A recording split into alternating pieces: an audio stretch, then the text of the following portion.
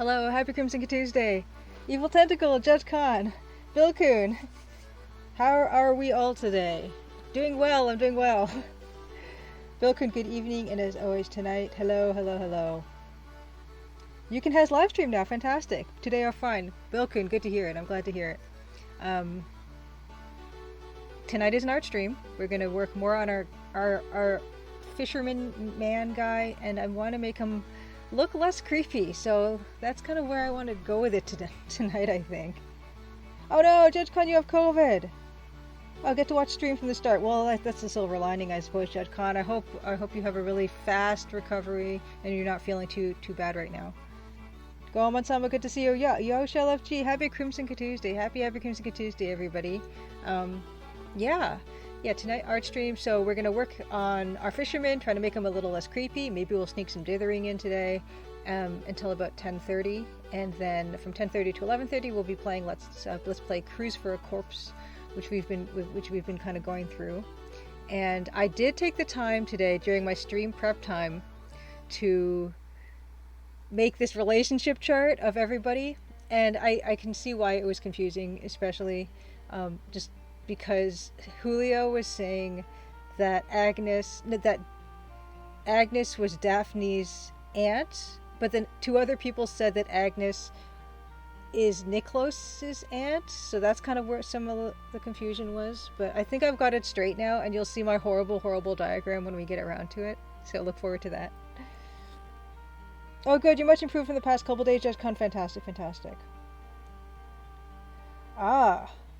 Oh, Bill Coon, I have set PayPal for my Patreon yesterday. Somehow it didn't like my completely valid card. No, I hate to hear it. I hope everything gets straightened out. I don't know what goes on over there. Oh, Gomatsama, this is one of my most watched streams according to Twitch's recap. Fantastic. Mousemas, good to see you. Jim Plays Games. Welcome. Happy Crimson Tuesday. First things first, I am going to give my developers update. So I did tell you guys a few weeks ago that I finished chapter 5. And then I spent the last little bit, maybe the past week or two, going through the feedback. I got a bunch of beta tester feedback and just player feedback for the demo. And that's all done. And so I decided, hey, I could get started on the holiday card, which I did get started on.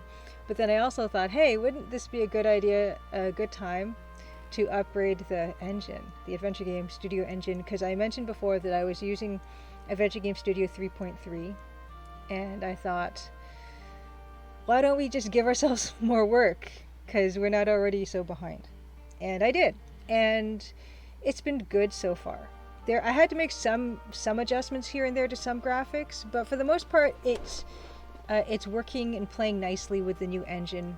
And one of the things that people had a problem with in the old engine was alt-tabbing between the game and other programs.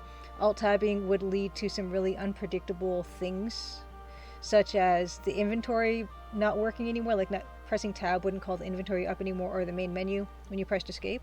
And also the game would crash sometimes. And I've already noticed when testing the game in 3.5, version 3.5 of Adventure Game Studio, is that happens a lot less. It crashes less, and then that same weird bug about the menus not coming up. So that's good. That's really good. And also, I feel like the display options for the game are better too.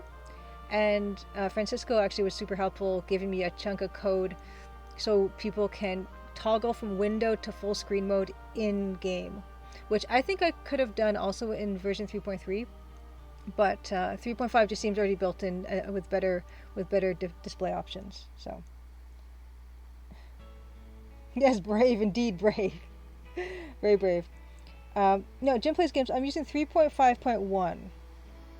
That is the version I updated to. And yeah, there are some differences in the engines that required a little bit of ironing out. And I am still in the process of testing the game. And some stuff, it's hard to say because I could have sworn it was working all okay in 3.3, but some of the stuff as I'm testing, I've just needed to tweak a few things here and there, which is not necessarily a bad thing. So yeah, I'm just going through that. I'm right now in the middle of testing chapter 4, and then I have to get back to testing chapter 5, and then I will get back onto the Christmas holiday card, which you're seeing the work in progress right there. This was last year's Christmas card thingy. Oh, there's a bit of a seam. Hold on, I gotta get rid of that seam. It's bothering me. Where you can see where the camera ends. I don't like it. Okay, there. Okay. Yeah, so it's version 3.5.1 now. So there we go. And it's for the best, I think, anyway, because I think there's been some improvements to the engine since 3.3. I don't even know how old 3.3 is, but I think 3.5.1 is definitely a this year release, so that's definitely making me feel a lot better about the prospects of it running decently on people's computers. So that's good. Next thing is I am going to show the progress on the cross stitch. So here we go. It's getting there, very, very slowly getting there.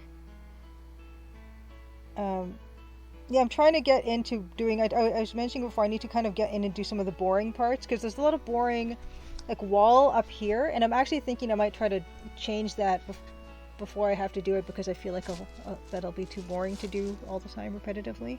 So that's that. That's working okay.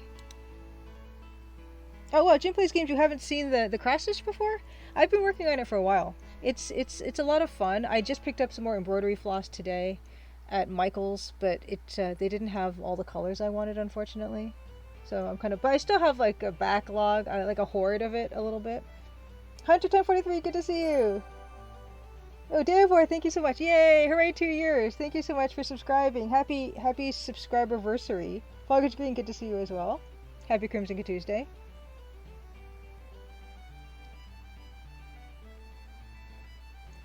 Hi. Okay, Edenway says, glad to hear about the update to the 3.5.1 engine. I'll need to look at it if there's a way to make a Mac version for 3.3 AGS 3.5 games to work natively on Apple Silicon chips. Oh, what happened? Oh no, did I just break everything? Did I break everything? Oh no, OBS disconnected. Oh no. Oh gosh, don't touch anything. Don't touch anything ever. Shoot. It's back. Are we back? I think we're back. Okay. 3.5 games to work natively on Apple Silicon chips as well, but the current Mac port still runs great on new Macs. Okay. Jim Plays Games. No, good for you for your healthy sleep schedule. Good work. Nolsim, good to see you. Artistic Ulysses, good to see you as well. Happy Crimson Tuesday. Okay, hopefully OBS is back and everything is totally cool again. Yeah, so that's developer update. Just testing, being on version 3.5 of AGS. There's been some... The stream... Oh, it's just reconnected. Reconnecting.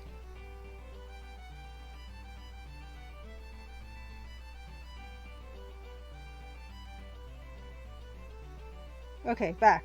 Just a blip. Okay. Yes, I was trying to move things, which is wrong of me. That was my fault. And I don't know what happened. It's very delicate up here. Okay, good. Sorry about those, you guys. Yeah, so that is that. Moving on to a show and tell Halloween. Of course, it is the holiday season, and you've just been seeing the work in progress animated GIF behind me of last year's holiday card. And after I finish testing the game in the new version of AGS, I will be going back to working on the holiday card. I run my holiday promotion thingy. I usually run it way longer than the holidays. I think last year I mailed out my cards in February. Hopefully I will do it earlier than that, but it's definitely not going to be done before Christmas this year. So if you're a $5 patron and you have given me your mailing address, I will send you the new, still being designed holiday card with a personalized message. And if you're a new $5 Patreon patron, you get this package here, which is the last year's Christmas card, previous year's Christmas card as a postcard, and a glossy postcard. Yeah, I said the word card a lot just there, but yeah, that's what you get as a bonus pack. And I need to do this more and need to get into the habit of it more. But thank you so much, people who are currently supporting me on Patreon. It makes a huge difference, as I've been really concentrating on wanting to launch the game next year in second quarter 2023. I've not been taking on contracts anymore. I've just been focusing on this, and the Patreon support is really appreciated and goes a long way with expenses and stuff. So Yes, Artistic Ulysses. Well, yeah, there is a community of AGS folk who continue to maintain and update the engine, and 3.5.1 is the current one. If you go to the Adventure Game Studio website, you can download that most current version, and yeah, it's pretty good, I gotta say, and I'm kind of glad I did it. This is the second time I'm kind of upgrading the game. When I started the Crimson Diamond, it was an 8-bit game, and when I told Dave Gilbert of Why Did I Game, she's like, "Oh my gosh." Probably for the best if you upgrade your game to like 32-bit, which I did do, and that took a little bit of adjusting too. But like it's always for the best, these things, in terms of compatibility and things like that. So all worth it, all very worth it, as long as it's like a smoother experience for players. Because yeah, I had feedback about the alt tabbing issue in the current version of the demo right now. Breaking the game, and also display issues. So you can run the setup file and choose a bunch of options in 3.3 to make the game display well, but I really wanted to have something in game where you could kind of toggle between the full screen and the windowed mode. And I asked Francisco about that because I noticed that Lamplight City had that in it, and so he helpfully gave me the code to do that. And so hopefully everyone's display issues will be a little bit easier to solve in the new version. Oh no, Jim Plays Games 3.6 is in beta, but when I tried to use it, it broke a bunch of stuff in the game I was trying to upgrade. Oh no. Yeah, I can talk a little bit more about that when I get into Photoshop Jim Plays Games, because I had some issues as well, and I wonder if they were the same issues as you. Oh, Jim Matt, good to see you. Happy Crimson Tuesday. Good to see you. Lovely cards, thank you. Yeah, I love to do the cards every year. It's a treat for me too. And I've been just going through some like rough ideas right now for it, but I know the basic direction I want to go. Oh no, Judge Khan, Twitch is bombarding you with ads today. I'm so sorry about the ads on Twitch, but what I've done is, I think I've mentioned to you guys, I dialed all the ad stuff like the lowest on my channel, so the amount of ads you're seeing on my channel is the least amount of ads I was even permitted to allow on here. So I've done all I could to eliminate ad time. Grindaslav, your ears are burning. Yes, they should be. I was just mentioning how wonderfully helpful you were in just giving me those bits of code so I could toggle the Crimson Diamond from between full screen and windowed in game, like Lamplight City has. And that's really good because a lot of people, they don't really know too much to actually run the setup file, even if it's on Steam, and it's not too bad to run stuff on Steam, the setup file, like right click and stuff like that. But of course, everyone wants to make the game as easy to play as possible and easy to get the right options as possible. So I'm really grateful that there's people like Francisco and Dave and just the Adventure Game Studio community at large who, if you ask them a question, and I try to do the same when people ask me questions about the engine, I try to help when I can, because I've received just that same amount of help, and it's really made it possible to get the game to where it is at this stage. So, oh dear, well, no ads for you currently. Oh, if you're subscribed, you don't get ads? Okay, I did not know that. Oh no, Evil Tentacle, being in Australia means getting the same 3 Twitch ads over and over again. Oh dear. And of course, Grindaslav is Francisco Gonzalez. Francisco, are you streaming Wild West Wednesday tomorrow at 1 p.m. Eastern? Are you doing more rotoscoping?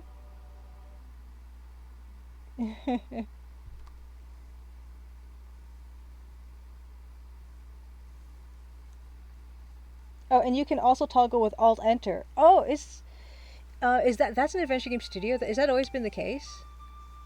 Between full screen and full screen and windowed? I did not know that. I know that that's something that like DOSBox will do and stuff, but I did not know that. Is that new to 3.5, Granislav, do you know? I see.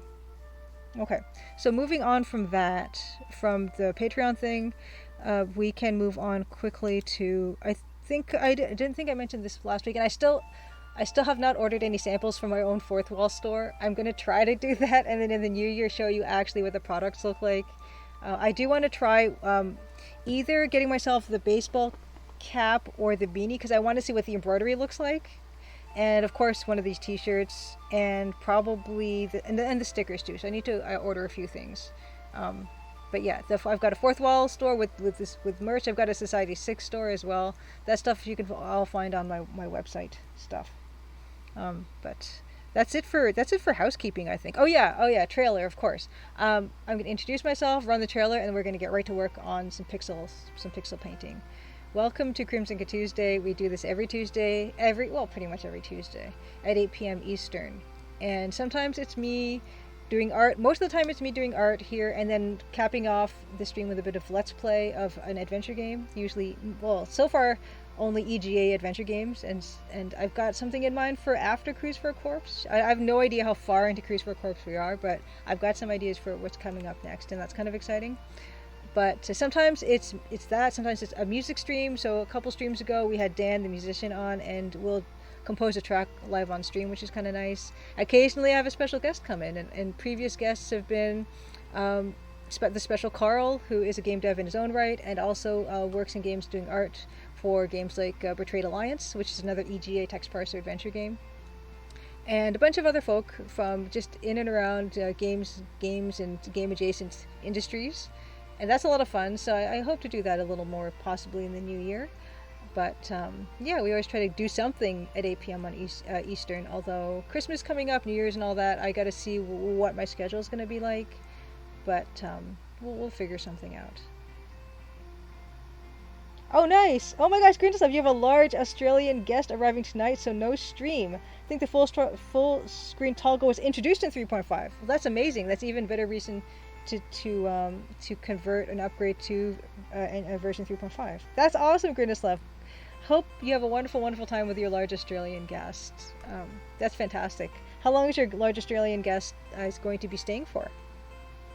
I think that's it. Yeah, so I've introduced myself. I'm making a game, and it's a mystery adventure text parser game. And I'm going to show the trailer really quickly, and then we're going to get right into working on some art for the game. Oh, okay. You'll need to. Eden says I'll need to check on that full screen toggle in the new AGS game we ported to the Mac. That's great. I think it's a bit of a pain in the neck to upgrade the engine right now, but it's really for the best, I think.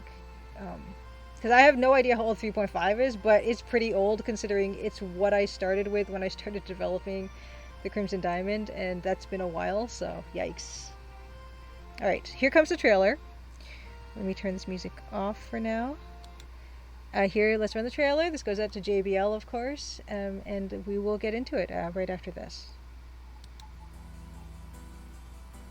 Crimson, Ontario was once a prosperous, lively mining town. But that was a long time ago. Now it's quiet, nearly deserted, and some folks aim to keep it that way. Nancy Maple is an aspiring mineralogist assigned to follow the trail of a dazzling diamond. An intriguing cast of characters has converged under one roof, each meaning to get their own way. Or else. Will Nancy untangle the mysteries and machinations before it's too late? Will the sleepy town of Crimson shine once more? Find out in The Crimson Diamond, an upcoming adventure game by Julia Minamata. The Crimson Diamond demo is available on Steam and itch.io for Windows PC and Mac OS. Right. So Grindelstuff, your guest will be there 3 to 4 days before he goes upstate. Do you have any activities planned? Is there gonna be any hijinks? That's wonderful. That's really, really, really wonderful. I think that's all we have for now. Let's move on. Let us move on. Let's get the music back on. Great. Okay. Alt, Control, Alt. Okay, so this you should be seeing Photoshop now. Here's where we've left off. You can see I've got some wonderful close-up piratey portraits, courtesy of Steve Purcell from The Curse of Monkey Island and from Loom, and some other stuff here. So pieces from the actual intro as well. And yeah, I feel like he's looking really creepy. And I don't know what to do about that. Oh yeah, I didn't get any suspenders reference. It's alright. I wonder if it's because like his eyeballs are not lined up or something. Is that what the problem is? Let's just see here. Oh, they are lined up. Uh-oh. Oh, wait. Okay, wait. This eyelid is lower. Let's lower this one by a pixel. He looks... Beta human. He looks happy in a creepy sort of way. Exactly. Oh my god. She looks fine to you, 1043. Honestly, if you've got someone who's looking kind of really awestruck in firelight, I think it's natural that they'll look a little creepy, but I'm gonna try to fix it just a little bit because it's a bit much for me. Now that looks worse. Okay, wait, the pupils. Are the pupils not lined up? Okay, so that's lined up now. That's lined up now. Okay, the pupils are the pupils are lined up too. Why do his eyes look so crooked? Oh. Oh, Jim plays games. You've missed a lot. You missed the days where you could stay up late to watch these for longer, but you're already pretty sleepy. Oh, Jim plays games. Good sleep hygiene. It's not to be ignored. It's good sleep is like the cornerstone of health and wellness. What's going on? What is going on here? Greatest love. You love this guy's face. I'm glad you do. He's kind of... Now he looks... What is going on? It just gets worse the more I try to fix this. The highlights. Yeah, we're going to try to salvage this. My gosh. It's really tripping me up right now. Greatest love. I'm glad you like the shading. I cannot wait till I get into some of this beautiful dithering we're seeing in some of these examples.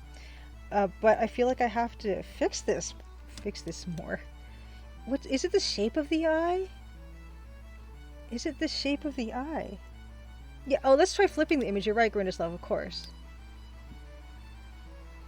Okay, so one eye is definitely longer than the other one. So let's move this one in. Let's move this in.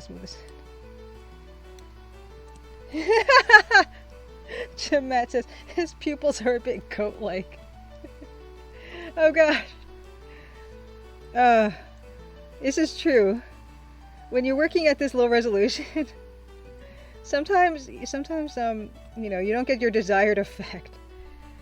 His eye. The old man's eyes. It's been better since you got to sleep earlier. You should probably get to sleep. Good luck with the decreepification. Jim plays games. Thank you so much for dropping by. Have a wonderful night's sleep. It's, like I said, so important. Happy Crimson Good Tuesday, and enjoy the rest of your week. Okay, the highlights should match in the eyes. Okay, so right now they're kind of opposite sides, right? That's the problem. They're kind of opposite sides. And you know what I'm going to do? Let's just do what we said we weren't. Let's just do what we said we weren't and just copy and paste this eye and flip it, okay? I did flip the camera so it's just a cool scenes. Yeah, exactly, Grindislav, you beat me to it. We're just going to do that right now, and then we can just make it so they're not perfectly symmetrical. Gah.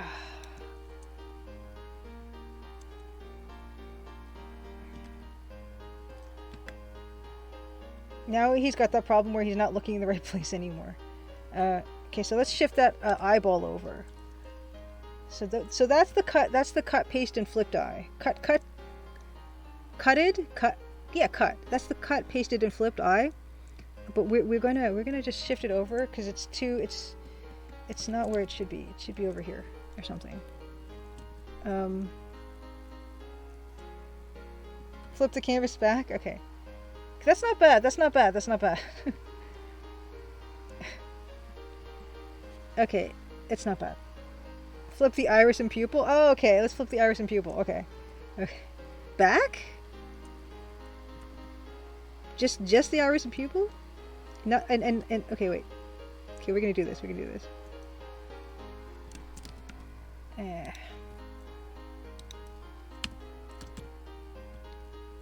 that's better.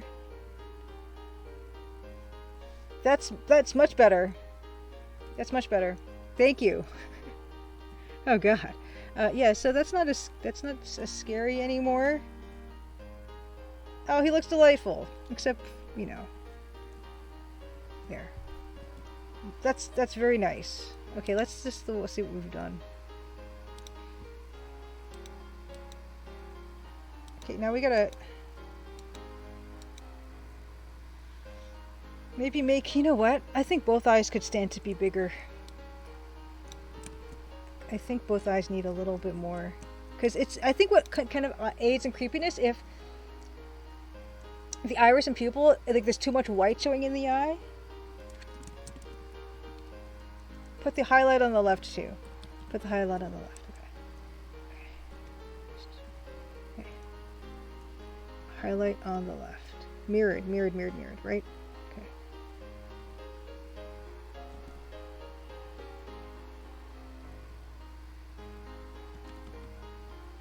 That's looking delightful. That helps. And I can make it, there I go. Grimslov, yes, there I go. Bingo. That's the bingo. Yeah, and I think, yeah, making the pupils bigger helps. Okay, hold on. We're gonna just, oh, no, we're not gonna close. We're gonna merge.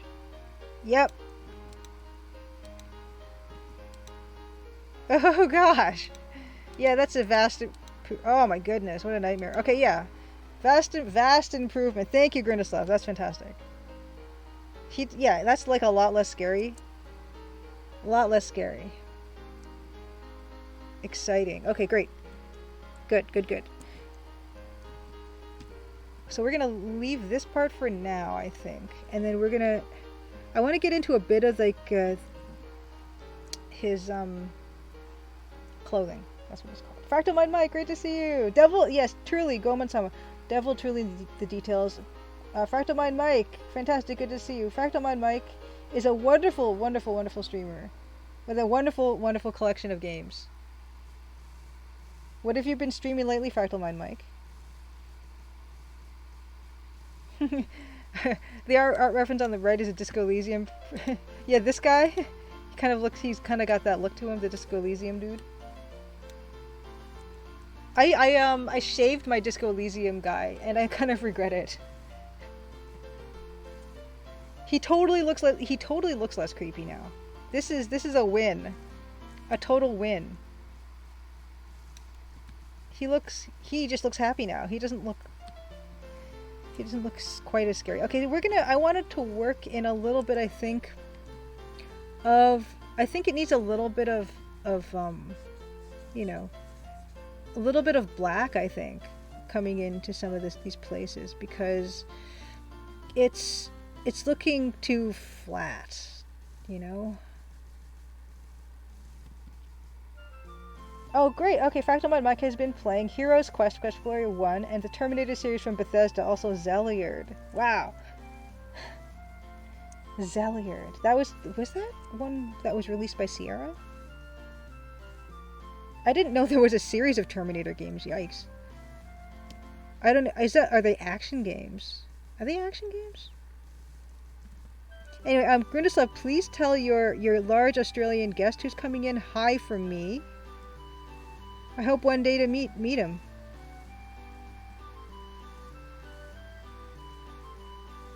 We've actually worked together. Just of course, we're just remotely.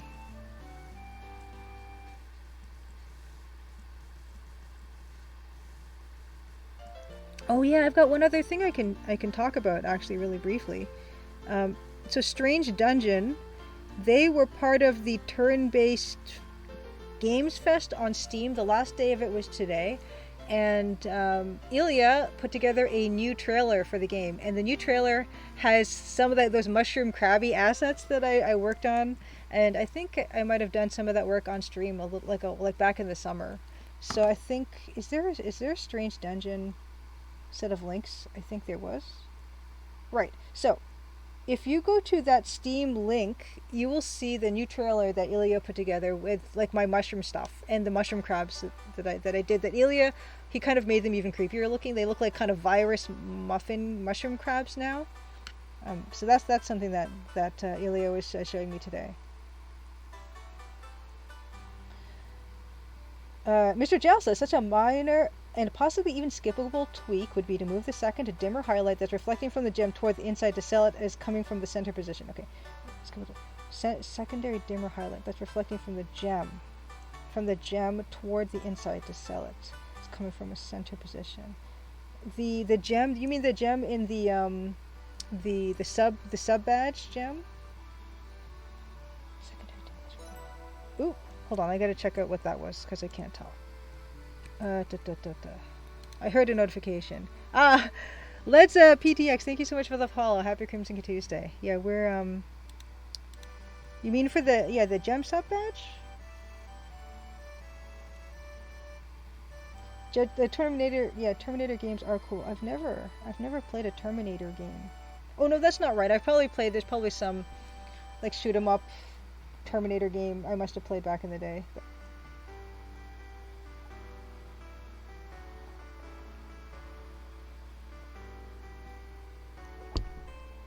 Okay, yeah, oh yeah, so yeah, I was just adding some of this. And some depth into these shadows so that it's just not as weirdly... And I think that's already kind of helping.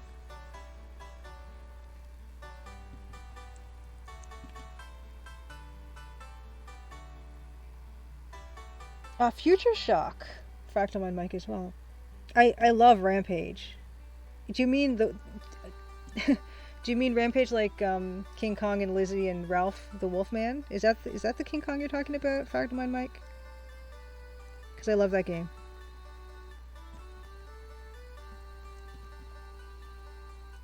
Yes, Grindeslov, I am going to animate the firelight on him. His eyes are still looking a little bit wonky, but it's going to be okay. Yeah, I'm going to be animating a bit of that firelight on him. Just like the highlights and things. But it's going to be a long while before we get to that stage of this. There's a lot of little tweaking we're going to have to do before we get to that. And some dithering. I cannot wait. Oh, okay, gotcha. Mr. John, just talking about the eyes. I say, pay no mind, since it's not that bright anyway. Could easily just be gather light from the primary highlight anyway. Yeah, I might do... I might do a bit of firelight in the eyes. We'll see. We'll see how we feel about it. Because I feel like our Cobb, he has got a bit of glint in his eye from firelight. It would just be something pretty subtle.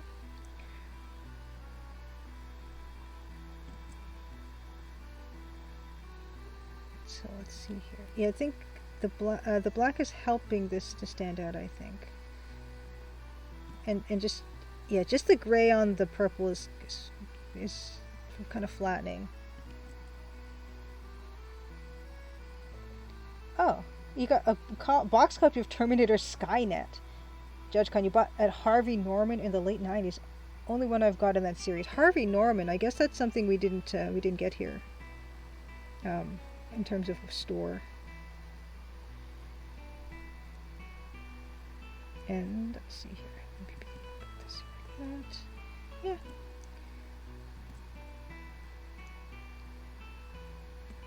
I didn't have many boxed copies of things back in the day, and I've never really bought any since then. Lucas, happy Crimson Tuesday to you too. Fantastic. Welcome, welcome. Always nice to see you, Lucas. Oh, yay! Thanks for the bits, Lucas. Yay! Happy Crimson Tuesday. I hope your week is treating you well so far. We're just I'm just adding a little bit of dimension to our fella here. And then I think I might work a little bit. I think I might work a little bit on dithering. I just might not be able to resist anymore. It's been like the thing I've wanted to try for a while. So we'll see. Oh no, did captions crash? Hold on, let me check. Captions. Did captions... Oh, captions did totally crash. Darn it. You're right. Let's see here. Oh no. Yeah, you're right, they did. Okay.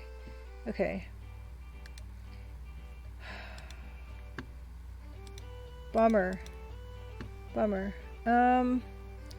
Let's disable them and then enable them again. Maybe that'll do something. Caption enable, save. No. Oh no, there it is. Okay, it did work. Turn it off and turn it on again. Thanks for letting me know, Mr. Gel. Yeah, there we go. Ooh. Okay. Fantastic. Okay. Good. Oh, and I have to change my tag. To art. Okay, done. Okay, there we go. Oh, Anna, CGG, happy Crimson Tuesday, Anna. I hope you're doing well. I hope you're doing well, Anna. Okay. Oh, Harvey Norman Judge Contest is a chain of furniture, white goods, electronic stores run by Jerry Harvey. Man who took the government's COVID bailout, didn't use it, then didn't pay it back. Oh, he's also partly responsible for having to pay GST on things ordered online from overseas if you spend over $20. Wow. James made tacos. Oh, yay, Hannah. That sounds amazing. I'm not entirely clear what white goods are. What are white goods? I've heard the term, but I don't really know.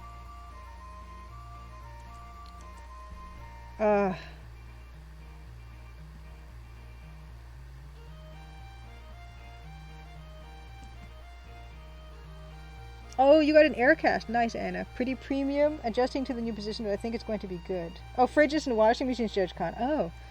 Oh, they're just literally white? No weight bearing until January the 10th at least. Oh my goodness. So I'm hoping you're getting to take it easy. A little bit.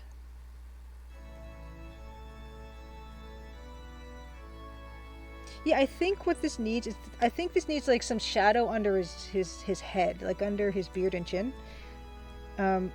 That'll give it more weight, I think. Although, like, looking at these fellows, like the pirate fellows, I don't see that, but, you know, they're just... I get this feeling that I'm going to want to do that, so we're going to get into it.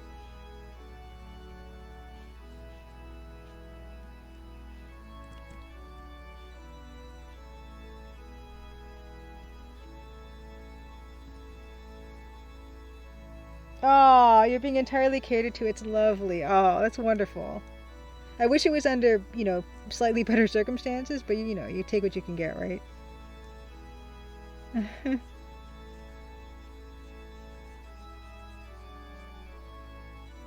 Yeah, I think this has to be curved more.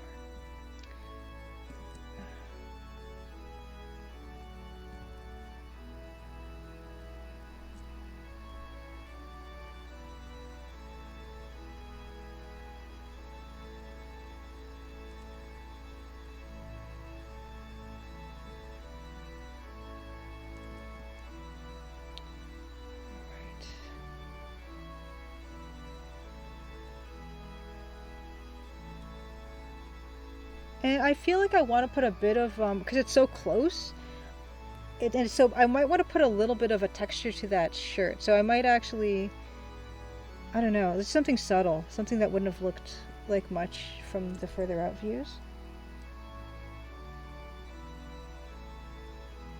Yeah, you wait this right. Take care of that other foot, Anna. Okay, Harvey Norman was awesome in the 90s. They always had 4 or 5 big bins of big box PC games per store at really good prices. So cool to dig through them. Yeah, I don't think we had those. Harvey Norman. Indeed. Chihuahua, good to see you. Portrait looks great so far. Thank you. Yeah, it's really fun. It's fun to get to create something at this resolution, at this size, because most of the art is not this big at all, like not even approaching this big, and so there's not a lot of opportunity to put this amount of detail into something. So I'm kind of having fun with it. Oh, well, Anna says, used to have a place called Aardvark Computers that would let you try any game. I spent hours there. Oh, that's great. I'm glad you guys are enjoying how this is looking so far. I'm pretty pleased with it so far. Just gonna add some. These little details maybe of more wrinkles and stuff. Just get in there. Yeah, this is the biggest kind of figure kind of looking thing that's been in the game so far. So.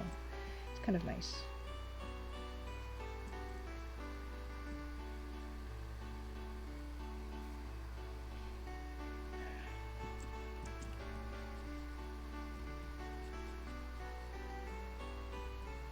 Oops. All right. Oh, Beta Human, I'm glad you're thinking that the extra contrast is working out. Yeah, I think so. I think so. It's just a matter of kind of balance. And what I am going to try though is I'm going to try a little bit of like shadow underneath his head, just because I feel like just to get it to stand out a little bit more than it is, you know. Maybe work back into some of this.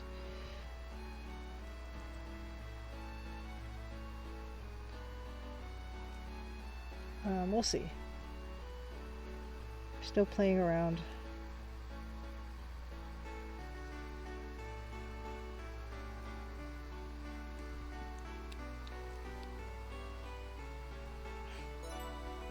Oh, where am I? I don't have, yeah, I guess I wouldn't have notifications directly in Photoshop. Hold on. Oh my gosh. There it is. Okay. Capricorn Banana. Capricorn Banana, thank you for the follow.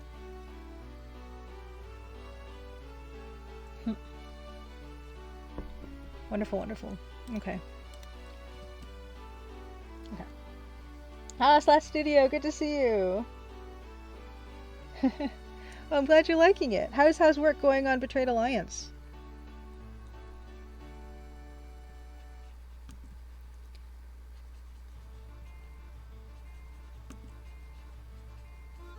Do you find Slash Studio that you get more time to work on Betrayed Alliance during the holidays or less?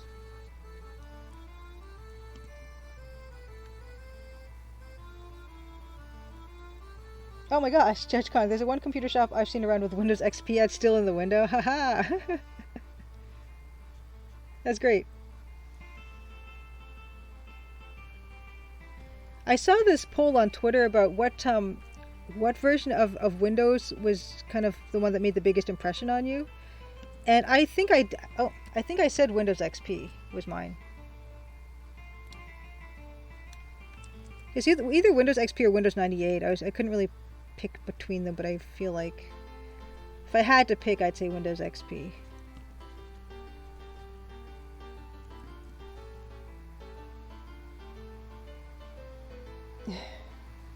Oh good, Betrayed Alliance Book 3 demo is looking very good and is undergoing playtesting right now. That's fantastic. Yeah.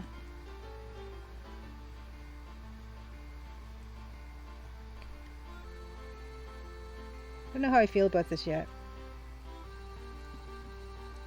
Yes, Windows XP with its Fisher Price look. Rasmus. Yeah, JudgeCon, you went from Windows XP to 95 to XP. I went from Windows 98 to XP, I think. I really, of course, I liked Windows 3.1 as well, but I think XP was kind of the one that had the biggest impression on me, maybe. Slash Studio says, I get more work done not on break. Any interruption to a normal schedule is not good for productivity. Gotcha.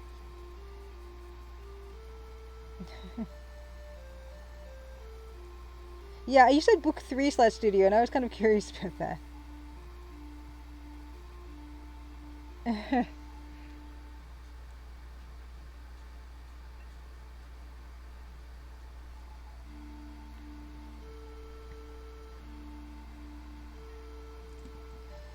Cosmo 3 makes a good point. Yeah, you can't, now Cosmo 3 can't wait for book 3. And is there one planned? Slash Studio. Is it a trilogy that you're making? This is just a bit too dark. I can just break it up a little bit, I think. Goldman Summer Millennium Edition that certainly left quite an impression on me. Maybe not the kind we're talking about, though. Yeah, I don't even know if I got Millennium Edition.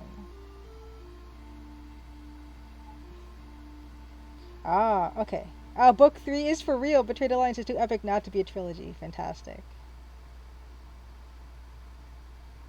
Oh, Compact Presario 2200 JudgeCon says Windows 95, Pentium 1 says 60 megabytes of RAM, 1.9 gigabyte hard drive. That's a huge hard drive for that time, JudgeCon, I feel like. Don't expect to see book 3 stuff until 2040. Goals. I would love the Crimson Diamonds to be a trilogy. That would be awesome. And I've mentioned that I do have plans for the sequel. I know what I want to do for that. But I don't really know what the third one would be. But it kind of feels like naturally these things fall into sequels. So I'd like to do that. I wonder if Grundislav is also thinking a 3 series of his Vespuccia setting. 2 Crimson, 2 Diamond. Yeah, exactly, Beta Human. Okay, big hard drive in 1997 when we bought it. Yeah, 2 gigs. Artisticus, there's nothing wrong with just a duology. This is true. This is true.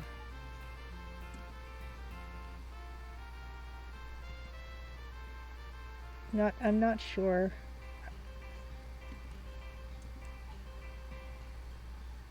And I guess it'd be best, though, if I want to make it a trilogy, to start thinking about what that whole arc is going to be like, because you don't want to be in that situation where you planned a trilogy and you don't know how it goes from beginning to end, because we've all seen that not work.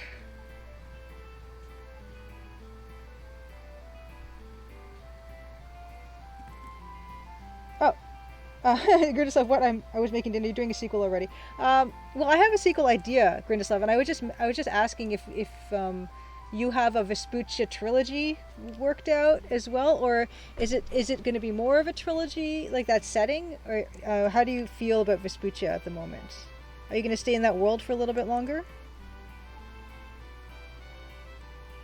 Slash Studio says Betrayed Alliance was supposed to be 1 game, but I gave up on it, finished what I had, and called it Book 1. 7 years later, got the inspiration to finish. That's great.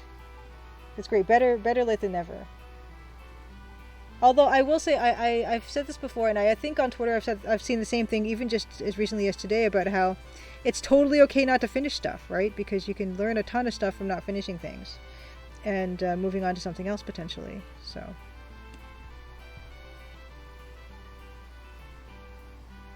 Exactly. Only 2 official lore bowl games, so 2 Nancy Maple mysteries. Could very well be.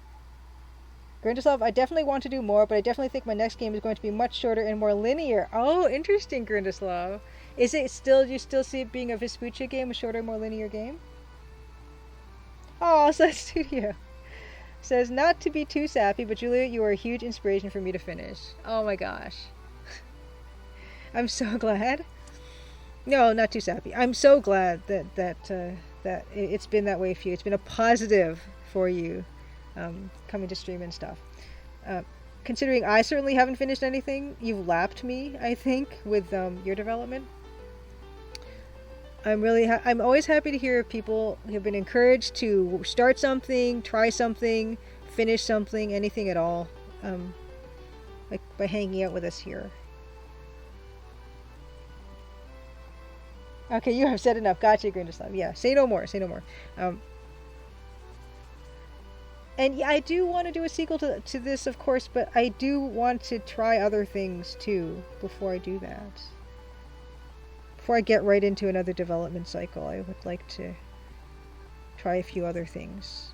Maybe make a short little game that looks kind of like AGI or I don't know what, you know?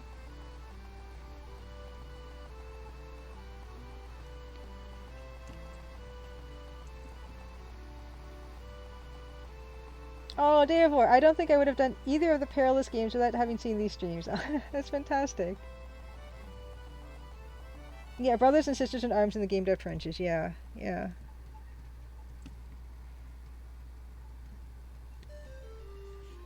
Now I'm glad to have, people who make stuff here, that come and listen along or work along with whatever we're doing, and it's really cool.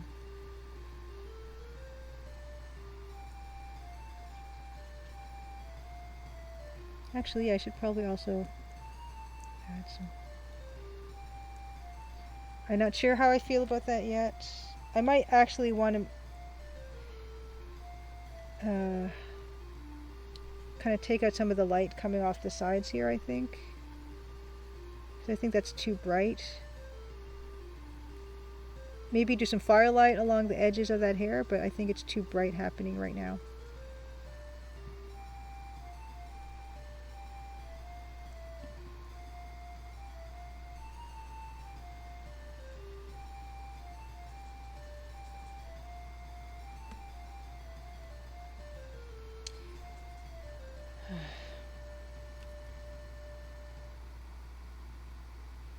Yeah, I think this could also benefit from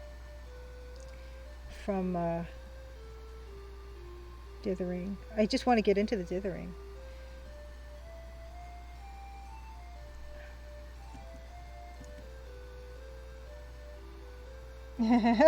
Slash Studio insists I'm not lapping anyone. I first publicly announced Betrayed Alliance in 2007. If anything, I'm the slowest turtle in the sea. Yeah, I guess the trick is to like not publicly announce anything until you've already been playing around with it for years, which is what I did. Like I publicly announced my game in 2018, but I had been working on it for quite some time before then. That's the trick.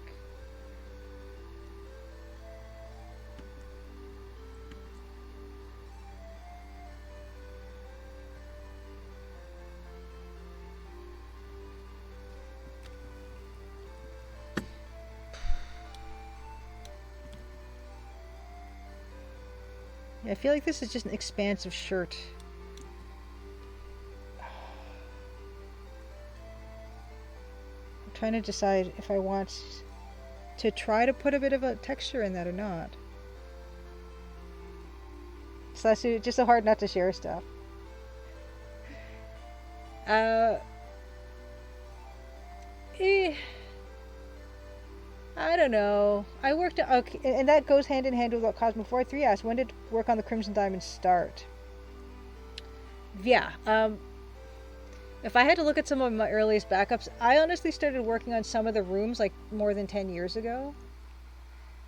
But just on and off hobby like, not making a game, just making some pixel art rooms. So it's I've been working on it for like a long time, but that's not to say I had any kind of goal particularly in mind until much later. Yeah, see, there you go. Edenwaith, perhaps a good and clever idea. The terrible toy box did not announce Return to Monkey Island until it was only a couple months away from release.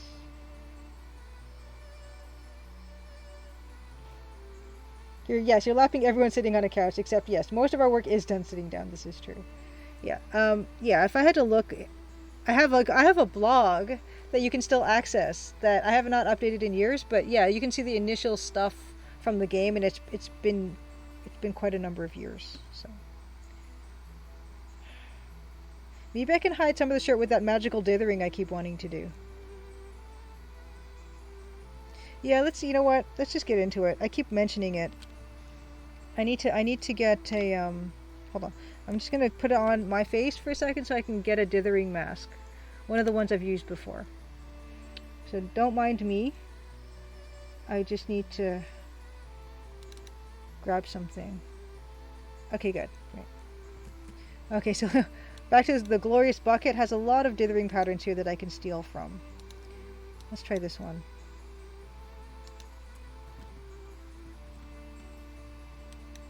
So let's just take this one. It's just a size. Let's looking at these other folks here. There seems to be that the dark red dithering, right, on a lot of these guys. So I think I'll start with that. I think I'll start with some dark red dithering. Can't resist. Okay, and let's just make the color of this. So this dark red that I'm about to change this to is one of the colors I could not get today in embroidery thread, which was kind of frustrating.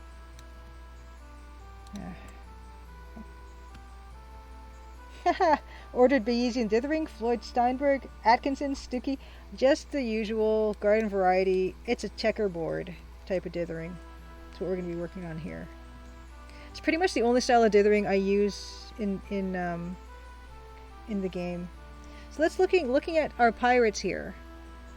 So yeah, some of them have, in fact, I might do some of this black and dark red dithering here as well. But let's just get started on the cheeks. Seem to be where a lot of this is happening. Oh, I need to be on the right. I need to be on the mask. There we go. Chest checkerboards all the way. Yeah, exactly. That's what I'm all about. So I'm only going to select the red bits, hide the marquees, and just get into some of those areas, right? Just start maybe in some of the ear as well. Here. the places where you don't get a lot of light, right? Yeah, that's already looking kind of nice. Where else? Oh yeah, so they use it here to soften that up too, which is nice maybe. The nose bits. They actually don't do it on the nose bits on these guys. But I might like that on the nose, actually. On here.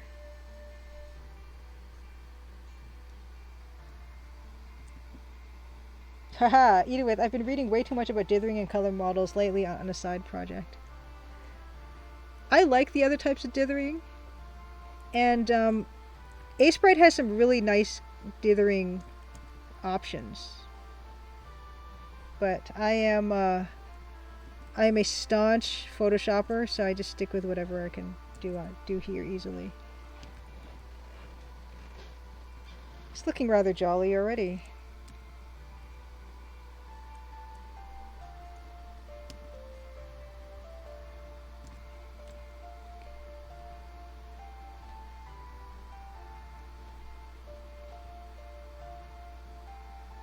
Not bad. Not too shabby. Ah, Artistic Cooley says to have dithering brushes on Clip Studio Paint. Ooh. Ooh, I need to find out about this because I do have Clip Studio Paint and I have used it slightly. There's a few on the community asset site. Nice. Yeah, it's probably going to be on my bucket list. Yeah, that helps. That helps soften up our guy here.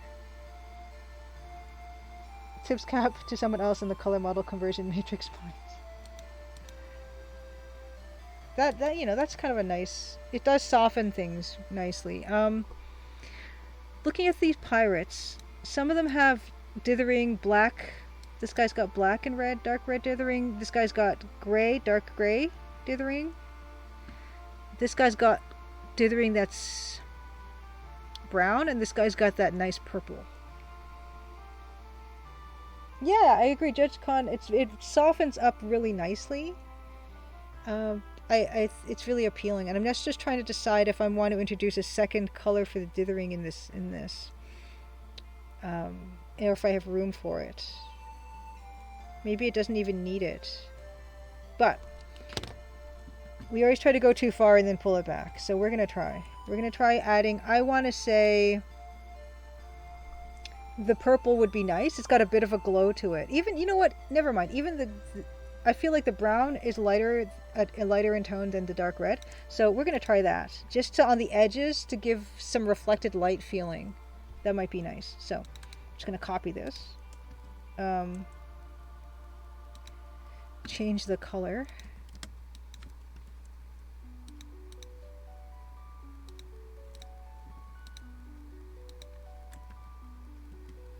We'll see what that looks like first. But we're not. That wasn't the plan for this particular dithering pass, so we're gonna just clear that one, put this one back on, and then we are going to select all of the red and see if we can stick some dithering in there.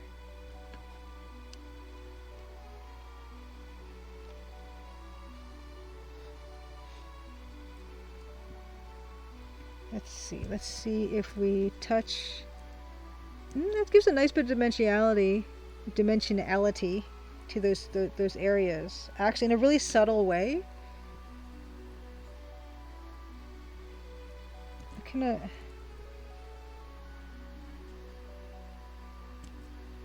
So in here, these areas, right, where you would get some reflected light, maybe that's going a bit too much.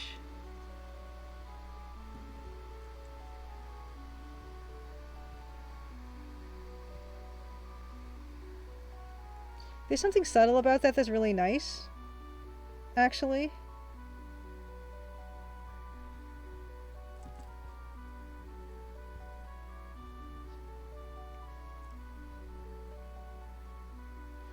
You can barely tell it's there. But it kind of makes me want to get back in here and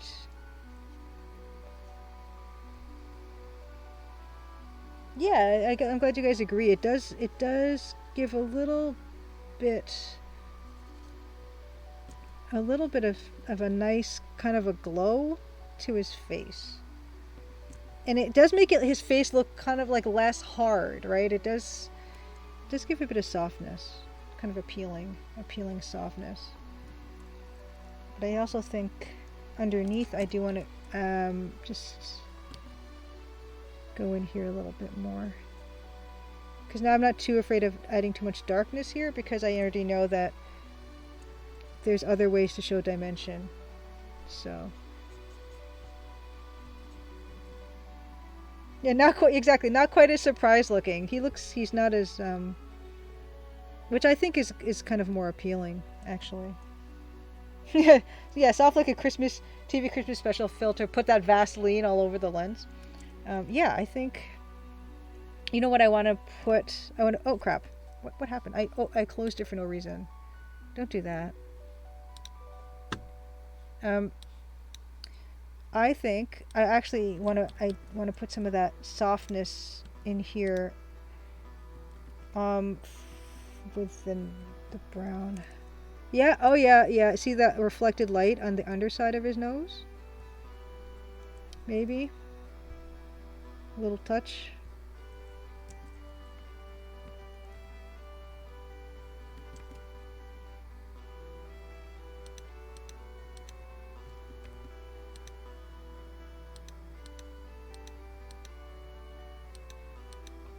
And then how are we feeling about, we need to do something with the clothing. So let's look at the clothing we have here. These guys are, actually that's kind of a nice, that shirt is kind of similar to what we're looking at here. So let's take a look at some of these options.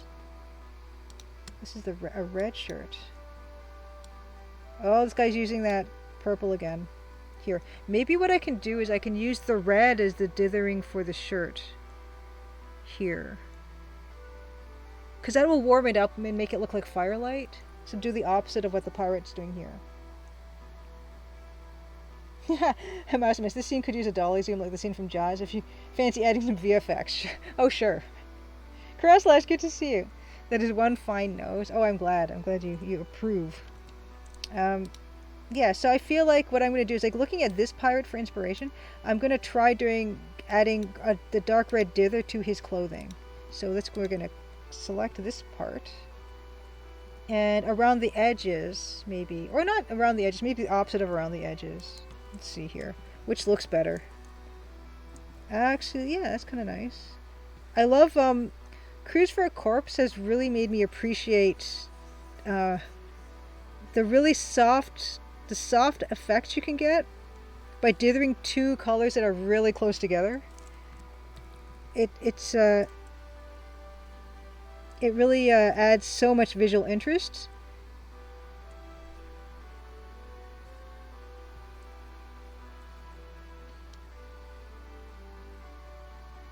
Though this might be a bit much.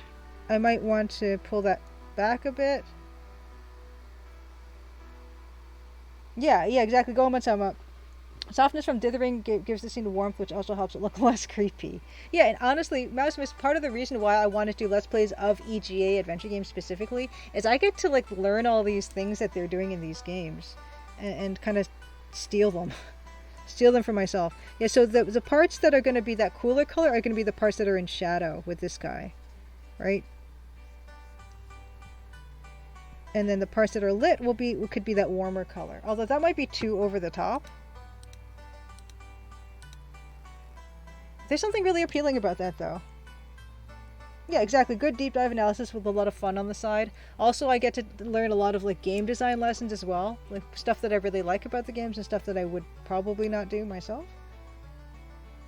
Yeah, exactly, Maximus. These obscure games always have interesting ways of doing things. They're not locked in on a certain system, and they're not just reproducing the same thing over and over again. All studios have different styles and different ways of approaching the same problems, and that's really educational and interesting to me.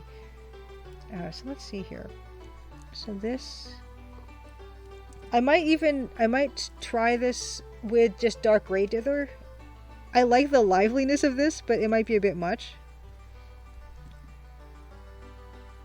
So let's do one of these, but let's just not have it at all here.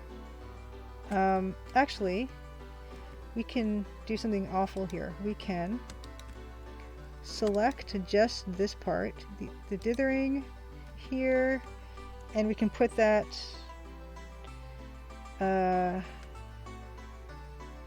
we can just try that as just a dark gray. Oh, you know what? That's wrong because it's the opposite of what I want. That's the opposite of what I want. Oops. Let's get rid of this. Let's get rid of this. And let's try the opposite. Let's try the opposite with a dark gray dither. So, okay. Duplicate this one and fill all this. Choose dark gray.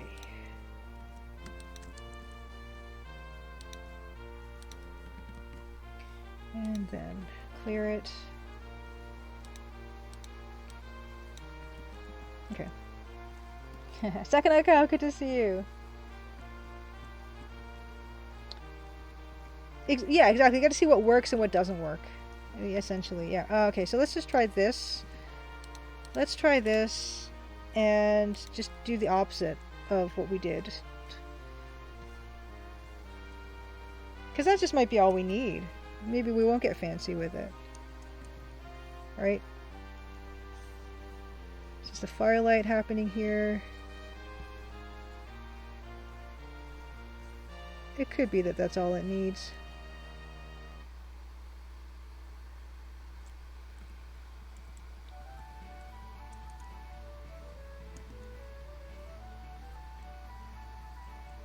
Or we could do both, you know. It's a bit much. I think the red dithering on the purple is just making the purple not the right color anymore for me, and so I think I'm not going to do it. Might just stick with this.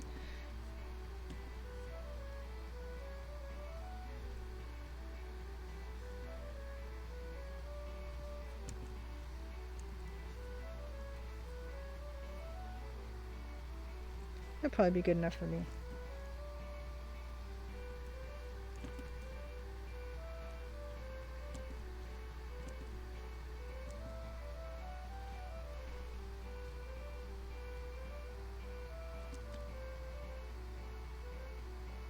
Yeah, I think I like that overall better. The shirt is not supposed to be the main focus of this, so this is fine.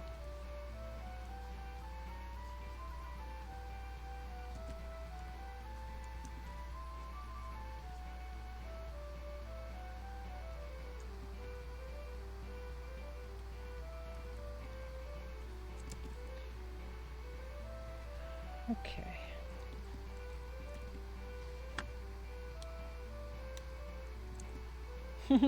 Maximus asks, so what is everyone's adventure game of the year for 2022? If it has to be something that came out in 2022, I got nothing, because I don't think I played a single thing that came out this year. But if it's something just I played in 2022, I don't know. I played Disco Elysium a bit in 2022, and that was kind of nice.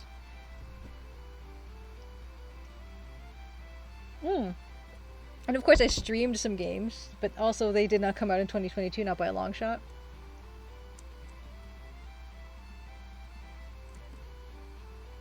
Oh, great Ace Attorney for Kuraslash. Nice. Have I ever played an Ace Attorney? I don't even know. Hobbs Barrow. Yes, Slash Studio, I do want to play that. Another fine adventure game studio game. Oh, BMD Nerd, good to see you. I don't think I've ever played a point-and-click the year it came out. Judge Khan says, Return to Monkey Island for me, but the only other new one I recall playing is Hobbs Barrow. Yeah, I haven't played anything new. I did buy stuff that came out. I don't know if it came out this year, but I have some stuff. But I do want to get through one playthrough of Disco Elysium before I move on to anything else. And I can't say that I've done that yet. What I might do here actually is I might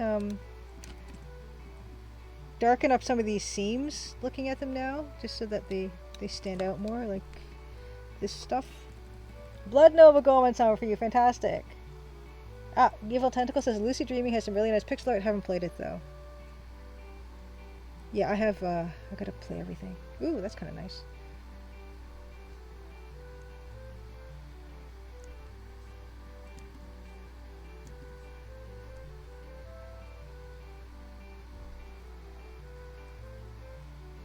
Ace Attorneys are good visual novel style murder mysteries with a bunch of great writing. I should get into those because I do love a murder mystery.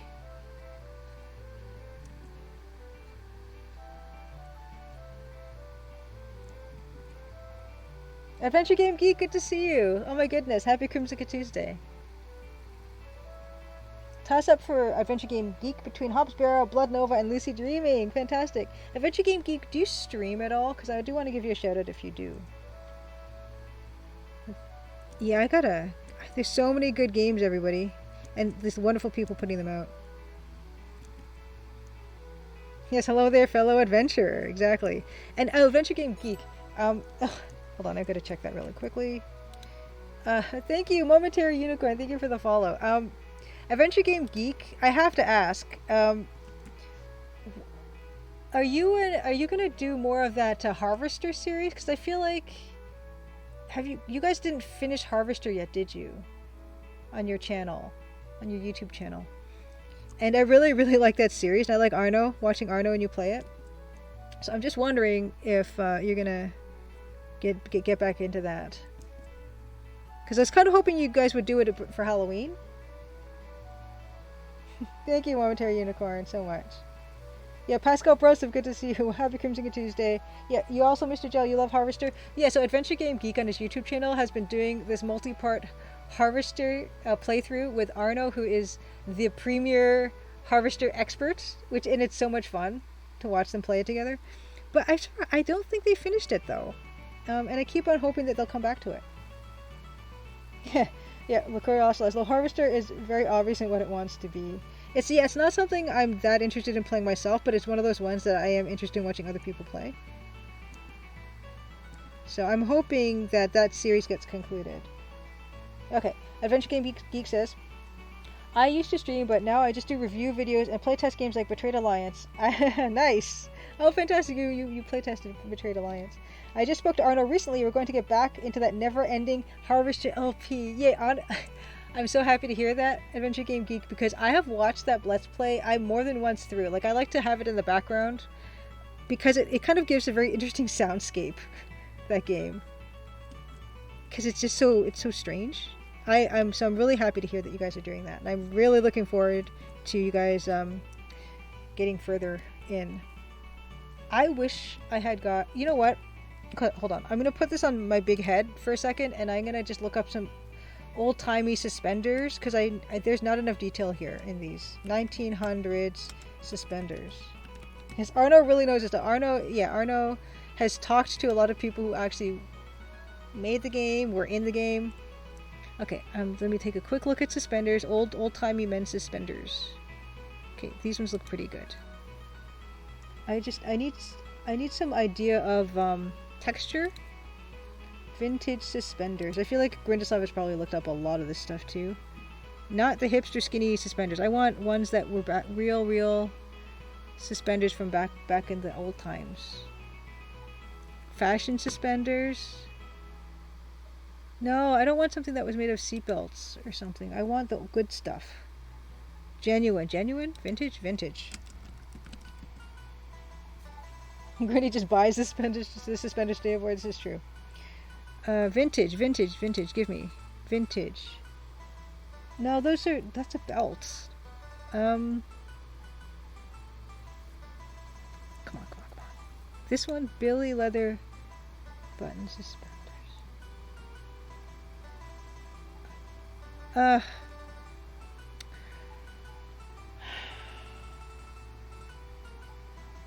This doesn't.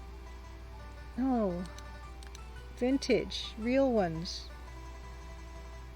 Okay, brown suspenders plain. Okay,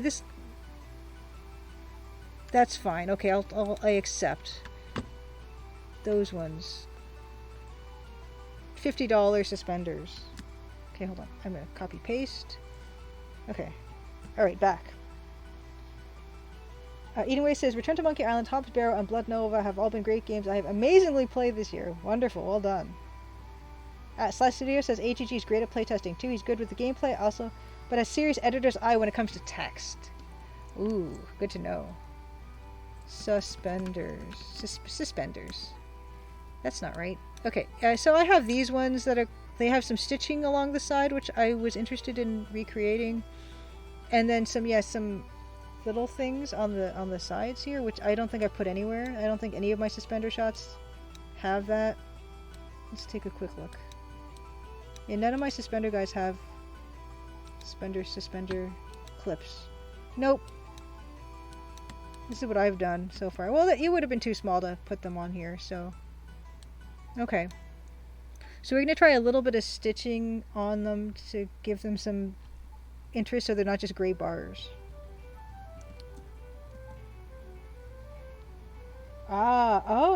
There's going to be a Cosmic Void 3 interview on Saturday coming out at AGG. Ace, good to see you. Happy Crimson Good Tuesday. Yeah, we're just, we're working on our guy here, you know. We're making some headway, I think. But I wonder if it's just too much to ask to put... Is this too much? Too painstaking to do? Just something like that? Every so often? Maybe it's too much.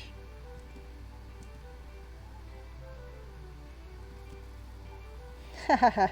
If I told my Mike he should have a fishing fly stuck to his beard. That might do, and then I'll put some clips in there, and that'll be enough visual interest. So I'll do some of this, and then I'll copy this. Oops, no, not auto select. This. Oh, whoops. Another one.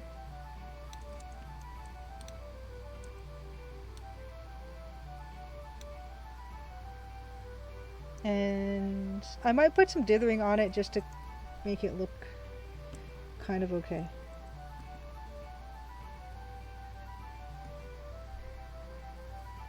Yeah, that's mostly okay to me. Just mirror that.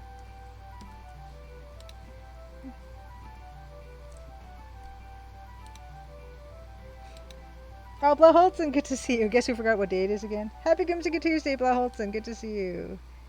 Fantastic, fantastic. Hope you're having a good week so far. We are going to... Yeah, I'm going to probably throw some dithering on those. Maybe brown? Maybe the brown would be nice on there. Let's just take another one of these. Oops.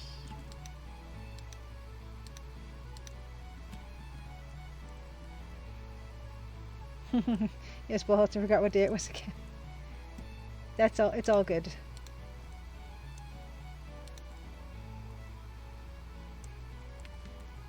I want these. Oh, it's too much. Oh wait, they're gray, right? Yeah, they're gray. That won't do. How about black? How about black? Actually, yeah. How about black? I'm gonna do them this color first, and then I'm gonna make them black.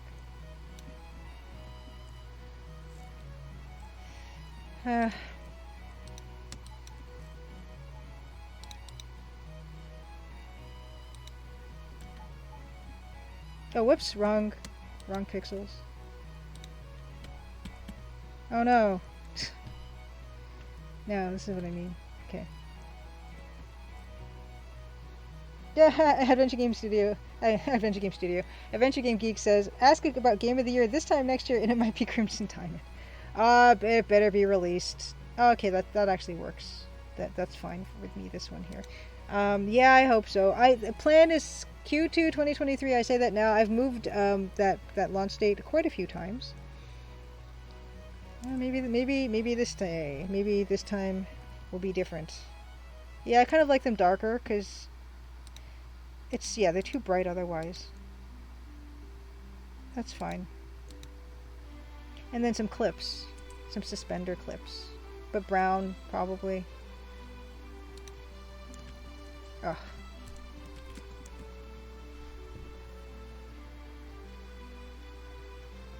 But AGG, we are getting there with the game. I finished chapter 5. Chapter 6 is the last gameplay chapter, so we are inching toward victory here. Very, very slowly. We're getting there. And in the new year, I will start. In the new year, I'm going to start chapter 6. I already know what happened in chapter 6, but it'll all happen then. And then an epilogue. So yeah, then it's just testing and making sure things work well, and kind of editing myself and making sure that the gameplay is kind of has a nice progression to it, you know. Yay, such video. It already wins most anticipated game for me. Aw, thanks. Ditto. Yay, thank you, Adventure Game Geek. Yeah, it's sometime next year it's gonna come out. I don't know when, but I don't know how. Look at this stuff, isn't it neat? Oh, Blahousen, you've so far this week you've textured boats. Like in real life? Do people texture boats in real life? Like I'm assuming as in a video game? Ah, Bilkun. Talk later. See you soon. Good luck with your video call. Launching the PR machine? Ah, I thought I've been doing the PR this whole time. Mousimus. It's gonna be fine. It's gonna be fine.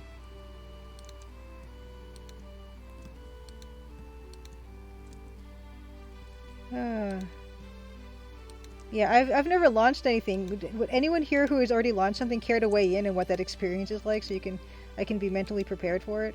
What is launching stuff like? Slash Studio, Grindaslaw, Cosmic43. What is launching stuff like? Anyone care to weigh in?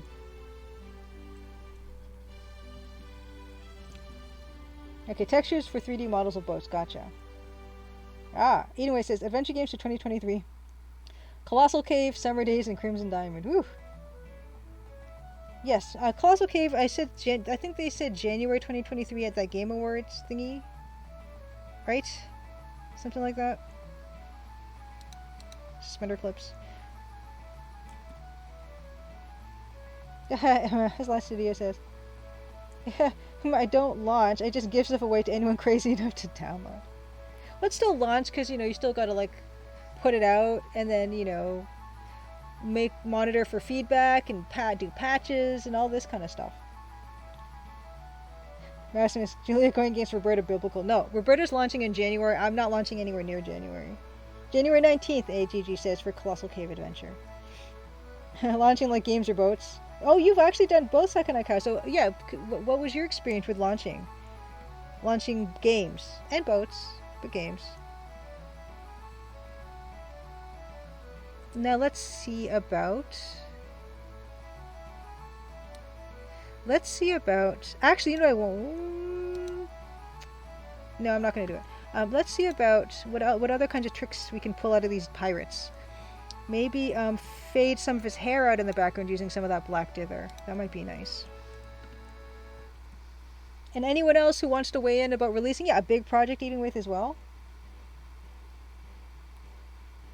Oh my gosh. Okay, Slash Studio says, when I launched a Potato Alliance Book 1, I logged all bugs and patched it 4 years later. Releasing a big project, hoping it doesn't become a massive blazing inferno. Oh. Slash Studio, you put together a requested a walkthrough after 2 years. Whew. Yeah, I that's the kind of a thing I think we've discussed before, where I feel like sending the game to media outlets, I probably will include a walkthrough so that they can kind of get through some amount of it if they want, you know. That's kind of how I'm feeling about that. Let's do another black dither set, and this time choose the gray, because they're busy. They don't have time to do, you know. Oh, that's kind of nice for some depth here. Yeah, like those people are busy and they don't have time to like figure stuff out, because they got like tons of other games to deal with. So I anticipate just including a walkthrough. That's kind of, I really actually quite like that. Time to make a USH, Universal Hint System, just to pile on the work. Ugh. Yeah, to prevent them from getting stuck will help them, exactly. Cosmic Void says, I stopped patching bugs 1 to 2 months after release, unless it's a serious one, of course, but funny little bugs will stay if found 2 months after release. Oh, Maximus asks, have you decided on the Steam achievements will or won't add? Yeah, I guess that's another thing I would like to do them, but I have no idea how to do them. Like, Francisco's done them in his game, so I'm just going to bug him and get him to help me with that, just how to do those. Yeah, I don't know. I would like to, yeah, for sure. Because they're also good for, like, metrics and stuff about, how far people got and stuff. Even though Grindeslav does not like achievements for completing chapters of a game, I think I like it because I like to know how many people have. Slash Studio says, I would consider myself a casual. I'm not trying to sell just for fun. Well, I still think you're pro.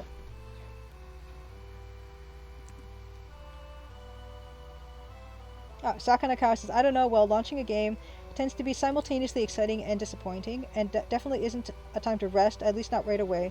There's always a lot of stuff to respond to. Yeah, I definitely get that impression. And Kuroslash agrees, yep, media walkthrough because that first review impression is too important. Yeah. Yeah, I anticipate that. And if you're lucky, they'll get around to that. Actually, maybe that'll be nice. Add the extra bit of darkness here and there. Yeah, I kind of like that. That's adding some nice.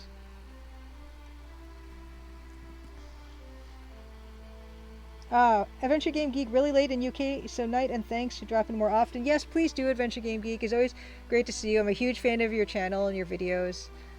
Happy Crimson Tuesday, and hope to see you again soon. And yes, and also yes, Slash Studio also says thank you so much for your awesome playtesting. That's fantastic. I love the adventure game community so much for being so helpful, around stuff like testing and just support and like cheering on creators and everything. It's wonderful.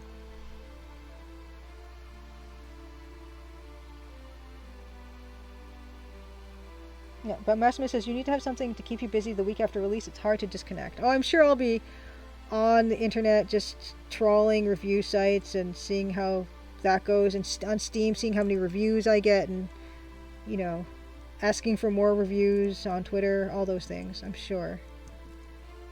Because I've seen other people kind of go through all that stuff, so I kind of know what to expect in that respect.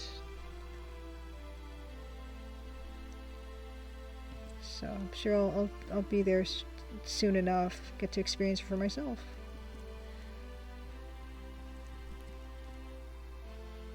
Yes, that too as well, Slash Studio. Good point. Watching Twitch playthroughs too. Yeah, the more I add shading to the outsides, the more I want to add that light gray in closer into his chest, and I gotta find that layer now because I certainly don't. Where's the gray? Which one is that? It's this one. Okay, and another version of it in case I don't like it. Chihuahua asks, do you have a release window in mind? Probably. I say Q2 of 2023, so probably as late into Q2 as would still be Q2. I have no idea what else is launching in that time. I should probably do some homework about that and figure that stuff out. And Massimo says, shirt looking awesome, suddenly got depth. Thank you. Yeah, I'm liking how it's looking so far, and actually, yeah, maybe some indication of wrinkling here. Yeah, the magic of the dithering, honestly, I love it. It's addictive. That's why I kept on saying, oh, I gotta get in there, gotta get some dithering in.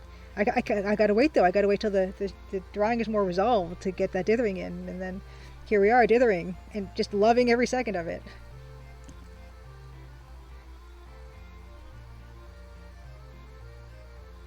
Actually. Apparently Tuesday. The ideal day of the week to release a game. Crimson Tuesday is an ideal day of the week, Mouse Miss. Evil Tentacle. I don't know how you was just waiting to do the dithering. I never can. I didn't. I wasn't perfect. I wasn't. I didn't perfectly resist. That's for sure. It's so fun. It's so fun to get there.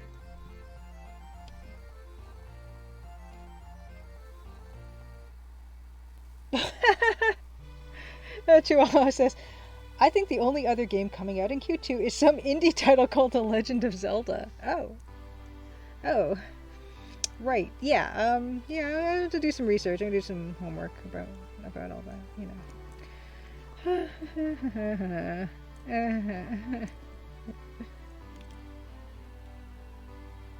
Okay, Artistic Coolies says whenever you release, it at least has to be on a Tuesday.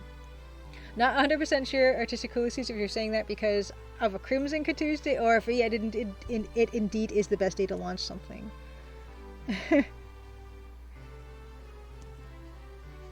Because, yeah, if I launch on a Tuesday, we'll have a little launch party here. Edenway says, a great day for release for this game. Apple also often has announced new products on Tuesdays. Chihuahua says, definitely picking up your game too. Thank you so much, Chihuahua. That means a lot. Yeah, Fractal Mind Mike's got a way to game with the system. Just buy 20,000 copies of your own game on launch. Yeah. And and review my own game 20,000 times. Okay, Cosmic Void 3 says, Tuesday through Thursday are considered the best. I feel like for us here, it kind of behooves us to go with a Tuesday. You know, for old time's sake.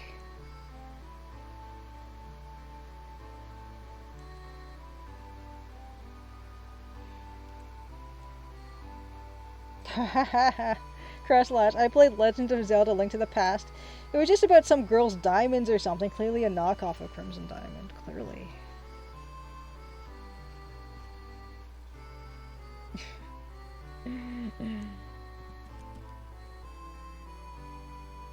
Yeah, Slash Studio says, just a 6-year developed Zelda game that's a follow-up to the biggest Zelda game in the franchise. I'm sure it'll be nothing.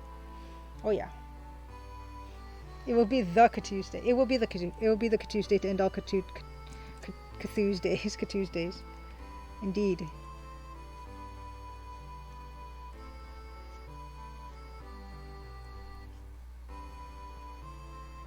And yeah, we can, you know, I don't know what I can do that would be special that day, but we'll figure something out, you know.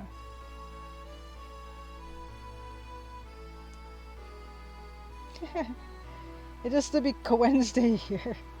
Crimson Cthulhu crossover.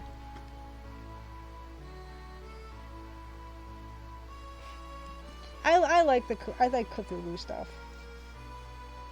Yeah, then in the next game, Nancy goes up to Antarctica, or down to Antarctica, I suppose, and does a whole Mountains of Madness thing. Release Tuesday would be drinks and parties. I'd like that. I would. Very much. So yeah, we're doing not too bad here. So the dithering is bringing a lot of life to this guy.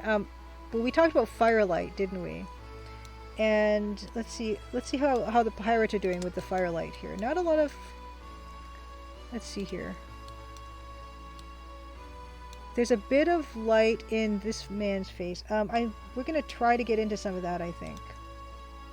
Not a lot of firelight in these portraits, so there's not a lot of good reference there, but we will think of something. I might do a little bit of yellow dithering, maybe. 100% my game dev will suffer for months. Nothing else to do but release all that release stress and tension. Judge Con, Nancy visiting the Mountains of Madness as part of a geological survey sounds 100%. That would be fun. Like a little side game, like an AGI looking game, like Enclosure, but it's Nancy in the Mountains of Madness. It's ridiculous. I like it. Okay, let's put a bit of firelight in there. I don't know if it's going to be yellow or if it's going to be just the red. Let's make something up. And because, yeah, we have our little guy here. Anyway, says, I only finally completed Twilight Princess last year, 8 to 9 years after I started it, but I got drawn into Breath of the Wild and have completed it twice.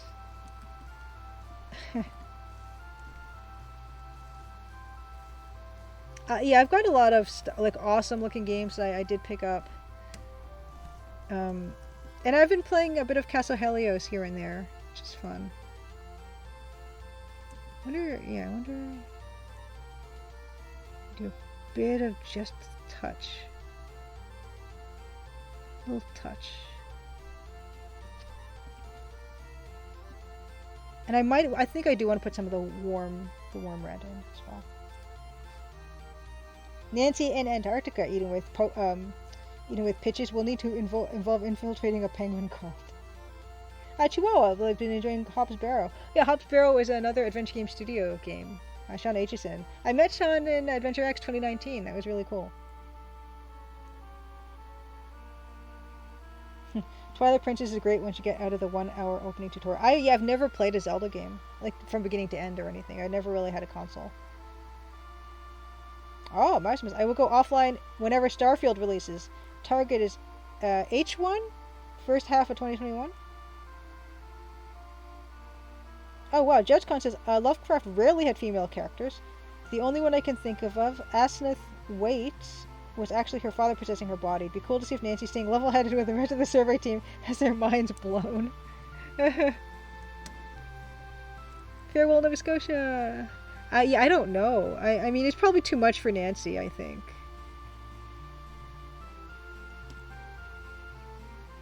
Oh, BMD nerd. Just kind of spitballing. Just spitballing some potential Nancy Maple. I would not do. I honestly would not do a Cthulhu thing with her. I don't think.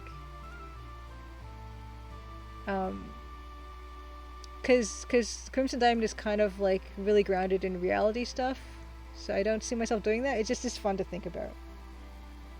The only Cthulhu part is Cthulhu. So there's a bit of light in his eyes now. And let's see about adding some touches of firelight places. 2 hours says, been years since I made a game in AGS, but I like checking in on the community and what they're making. Do you have any released AGS games, Chihuahua? And if you do, please link them in chat. Cross last. Crimson Diamond 2, this time it's Cthulhu.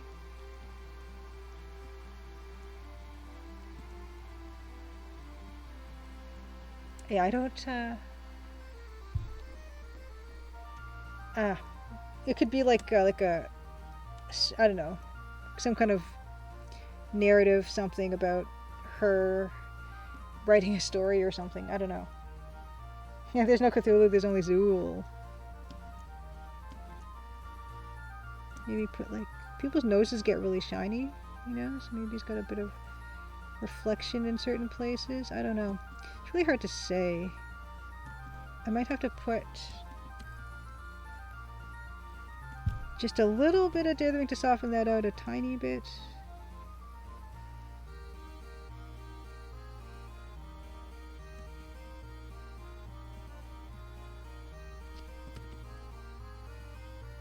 It's kind of hard to tell if you don't have more of it in there. That's the thing. So where would it would hit like his cheekbone area here. Maybe I could just do some dithered areas.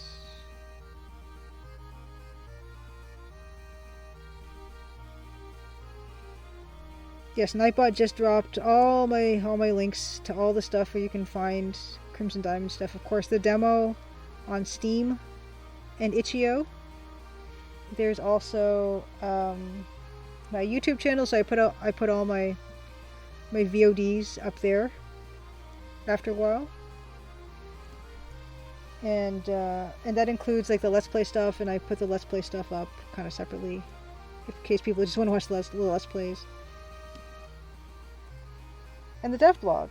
Oh, thank you, fantastic. Yay! Okay, so what do we got here? Aha! Ghost! Nice! Okay, fantastic. Okay, and open that in that. Nice. Thank you, wonderful. I love Adventure Game Studio. It's absolutely perfect for me. It's exactly what I need. As someone who doesn't know how to program stuff and just learning. It's really, really, really good. I'm so pleased with it. Made it back in 2009 is definitely a thing. Yeah, Mouse Miss. I love. Yeah, Mouse Missing of my blog. I love that your blog is just one very long page going back to 2018. It's like a temporary solution become permanent. And the funny thing is, Mouse Miss, is I did have an art like an illustration blog which you can still access through my illustration site, which is like a regular blog that's set up like a blog template is. And I don't know what caused me to do it that way for Crimson Diamond. I figured it would just be easier for people to read through it, right? You can just scroll all the way through it from beginning to end. Kind of old school. But yeah, speaking of that, yeah, another edition of the Crimson Gazette. I do them about mid month every month, and so another one I got to start on that. That's actually a good reminder to me. So this is I'm just putting a little touches of firelight in. I'm not really following the grid right now. I'm just kind of painting it in a little bit here and there. I'm not, you know, I'm not too careful about like following the grid perfectly at all. I'll touch in here and there. I just want to see what it looks like. Wow, I like how AGS has looked pretty much the same throughout the years. Yes, it has, except between 3.3 and 3.5, the icon has been updated, and it's a little bit unsettling for me. But yeah, I like it. I like the setup a lot of it. I'm a huge fan. I'm a huge fan of the community, of the engine. You know, people have been working really hard to maintain it and update it through the years. I think it's just absolutely wonderful.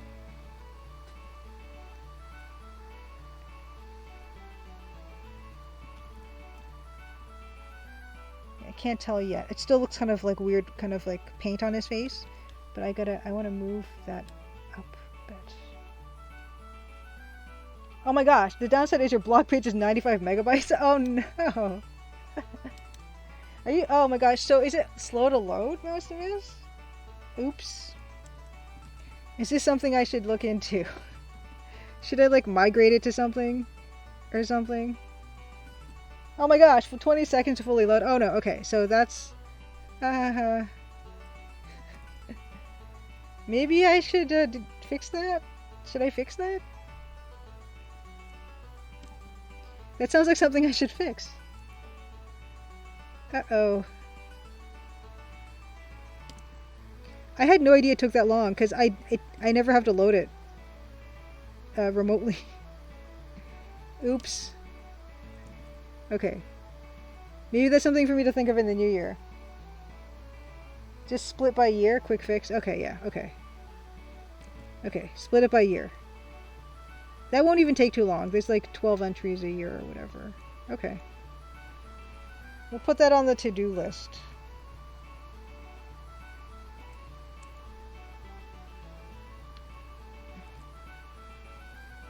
It's a bit hard. It does look a bit like a nose ring. I'm just gonna break it up a little bit now and see what happens. I'm just playing around at this point to see what sticks. Too much hardcore adventure gaming content. Yeah, the images are pretty small. They're actually quite small, I think, because they're all 476 pixels wide. So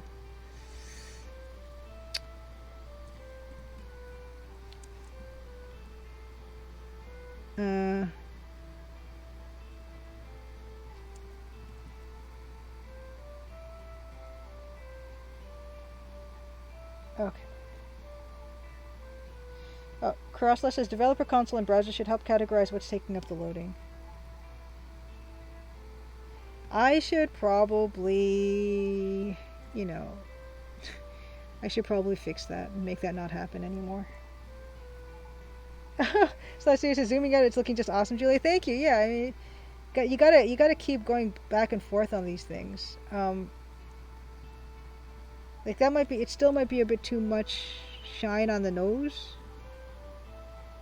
I'm just gonna break that up a little bit. Yeah, you can't really tell until you've like done one of a few of those. And I'm still not 100% sold on the yellow yet, but you know, we're still, it's all play, right?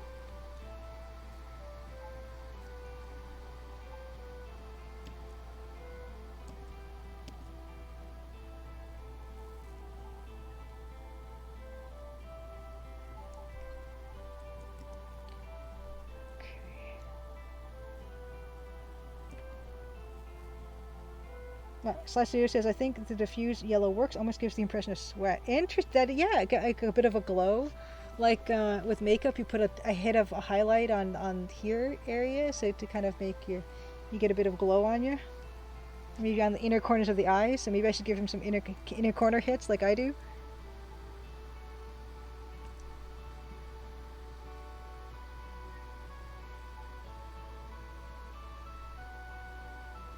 Oops.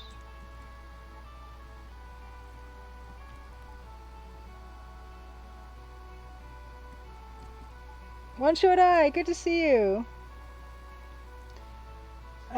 One Short Eye, of course, it does.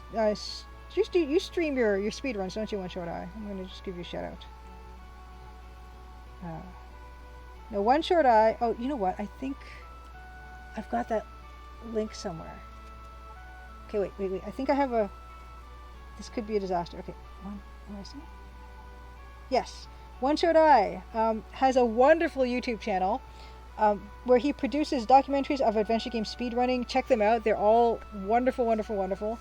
He recently, not too long ago, did a wonderful, wonderful, wonderful deep dive into the Colonel's Bequest. If you guys have not seen this video, it is amazing. It's just such a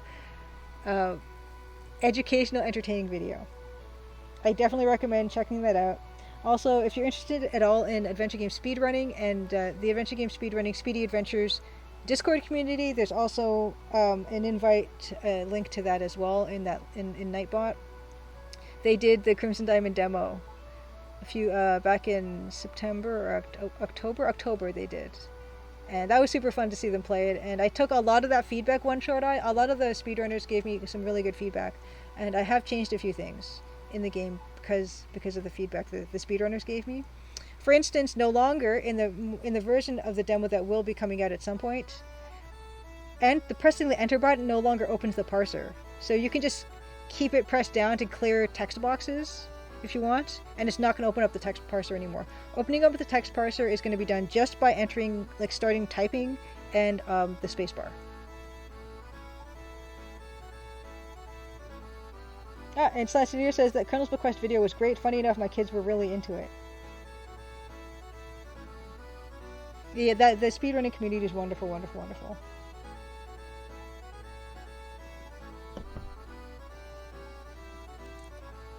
And I think on his lip too. I think because it's in terms of what is getting hit with light first. Like you think it's going to be his nose. Yeah, his nose is going to get a bit of a hit, and then his lower lip. So like there. The firelight's kind of interesting because it's coming from below. So it's kind of like it's not. And that's kind of why firelight, and when people put a flashlight under their faces, it looks really uncanny to us because we're used to seeing things lit from the top. So,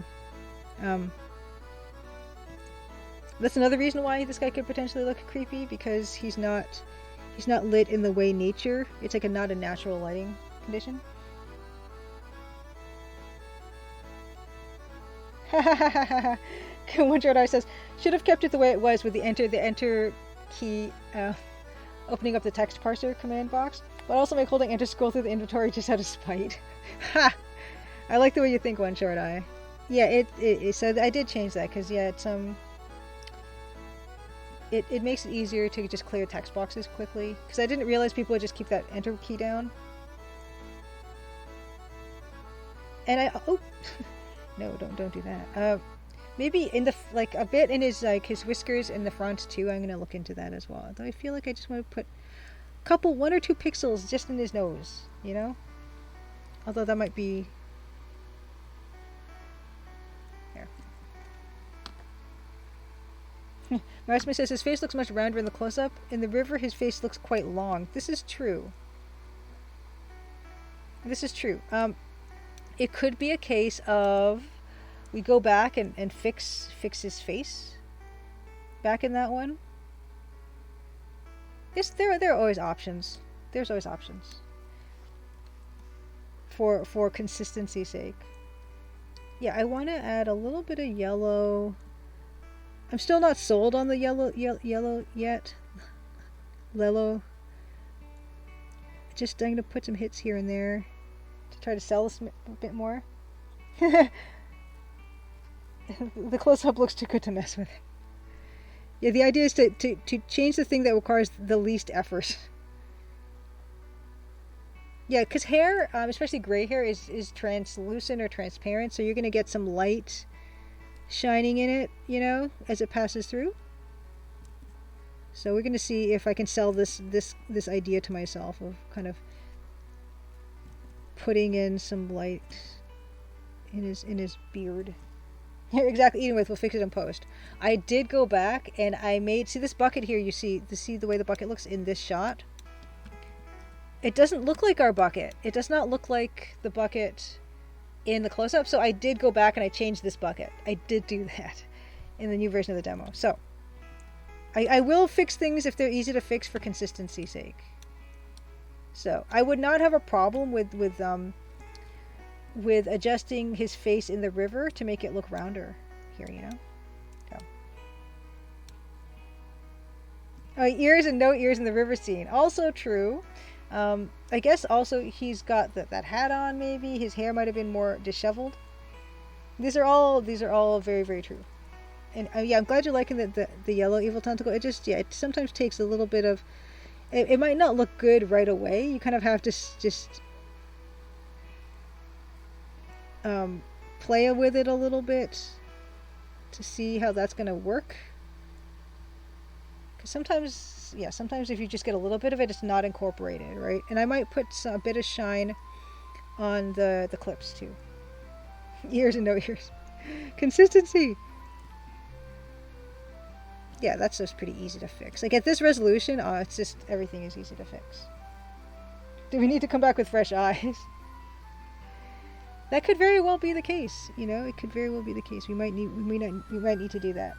Yes, the mystery of Doug's missing hat. It's like it's all you know, it's to keep the sun off, right? So he wouldn't be wearing it right now. Aha! Evil tentacle, thank you. I was wondering if that's what you were suggesting when you were saying a bit of a break from it. Yeah, we're gonna.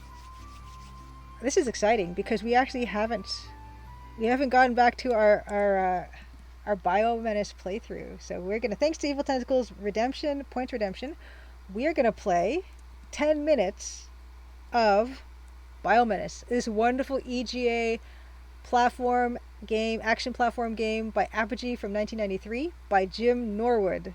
So 3 cheers to Jim Norwood. Okay. You couldn't resist. No, I'm glad you couldn't resist. I've been wanting to play this, and no one redeemed it last week, and I was kind of sad. Because we're in level 4 of it right now. So let's do it. Let's do it. And I have it all prepped. It's already, and I did this last time too, and maybe I was just jinxing myself. I have it loaded and ready to go. Okay. We're going to turn the audio down. Let me know if this is still too loud, because it gets pretty loud. Where's the music? Is there no music? There's music in this, right? In this area?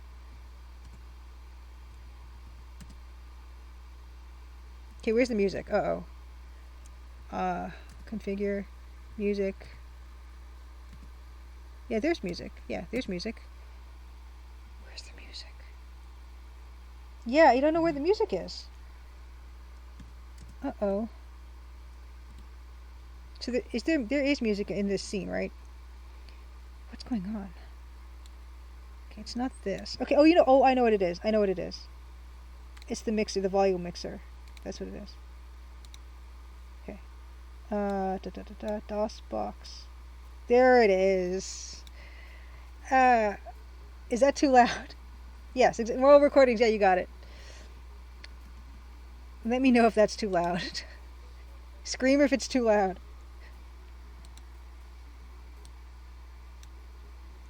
Still no music? Oh. Okay. There might be a little bit of delay on that. Okay, wait. Volume mixer. Oh. No?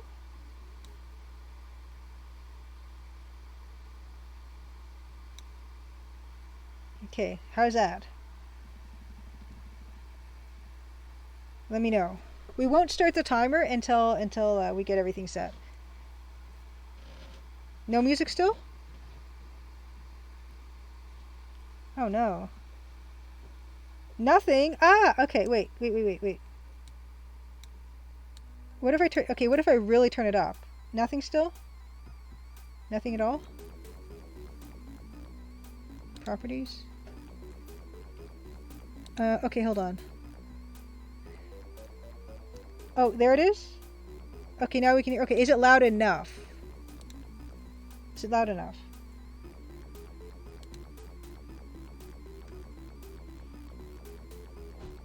Perfect volume, fantastic. Okay, great. Okay, so 9:57. We'll go until 10 minutes. I can't add. So, yeah, like 10:07. Okay, load game, latest. Oh yeah, sure, that's fine. Load that game. Okay, so I've been warned that it gets harder now. I don't remember the keys. It's alt. Okay, it's alt. Okay. Okay. Oh no. Oh, those guys. Oh no, what are these? Okay. Okay, so are those guys... Is that guy just... Oh crap. Nope, this way. Is this guy immune to fire? Oh no, okay. I don't know what we decided. I've got 8 lives. I'm feeling pretty good about that. Okay. Yeah, this... I love this... Oh no! I love this sprite so much. I love his everything. I love how he moves.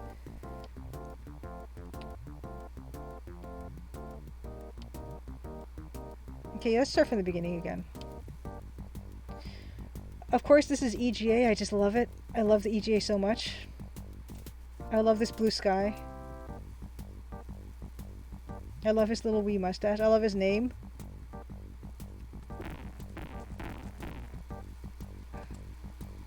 Oh. Oh, what? What's going on? Why can't I hit any of that stuff? Yeah, I love the fact I can go into the buildings. It's really, really gorgeous. Oh. I love the little giblets. Ooh.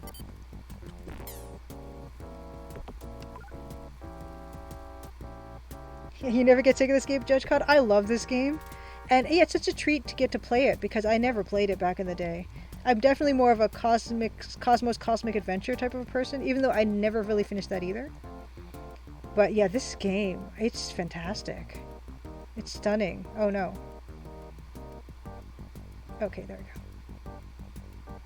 And yes, I love I love everything. I love the Crimson Diamonds.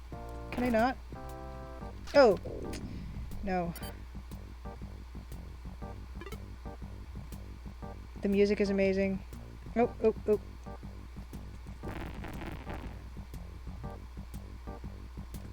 Oh no!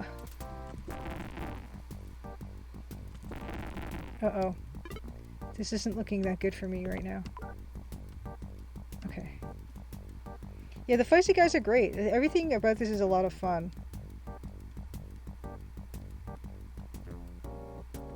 And honestly, like in terms of platforming, this game is definitely a lot less painful than Rise of the Dragon, which was never really meant to be an action game. See, I don't know what to do about those guys. Do I can just... Okay, that worked. Yeah, his mullet is fantastic. Everything about him. I don't have any more grenades. Nope. And I don't know what to do about these guys. What do I do with the little slime? That guy just... Nothing's happening to it. I just have to avoid it then. I love this little dining room set. This little wooden dining room set.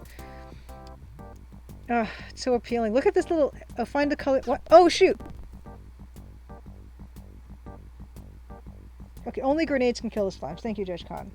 Okay, you need mine. Okay, mines. Okay, gotcha.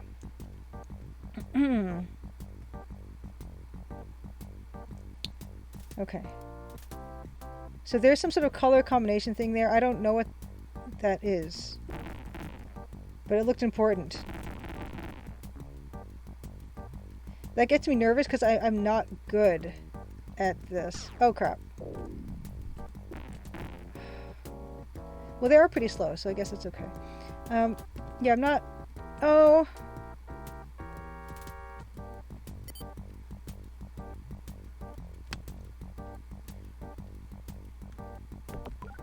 So I don't really know what to do about that color sequence thing. That killed me. Oh crap. Here's another little Commander Keen guy. Okay, the color code thing just for secrets. Okay, I'm not gonna worry about it. Thank you. Yeah, the car sprite's amazing. Honestly, Blaholtzen. What is not? There's nothing that's not amazing about this game. Can I jump over and win this low ceiling? Nope. Probably, but I didn't. Okay, so I love this weird random dithering that's here too. I love all these doors. Like the doors make me feel like I'm exploring for sure. Oh. Oh crap. Oh crap. No, I'm dead. I'm dead. I'm dead. Those look like you could jump on them, right? Okay, I can duck. Thank you. Moral recording says I can duck underneath the rockets. Okay. The body in the corner is a bloody skeleton. It is! Kid I always saw him was wearing an American football helmet and shoulder pads. Yeah, so he's wearing like a Commander Keen football helmet for sure. Like some of them are. Yeah, the murder pits. Look at this. Look at this gorgeous police car. It's great. It is really good. Parking meters.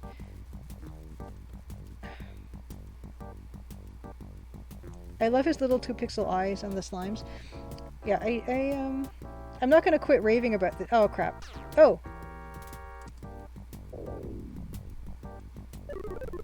Yay. I like these guys. Crawling with like weird creature things. What a cool gun. Okay, so is that... Okay, so we got a guy. Great. That just happened by accident too. Okay, I'm feeling pretty good.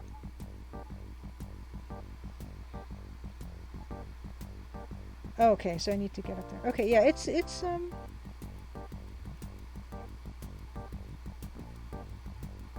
I want to like make a skin of Nancy in this outfit.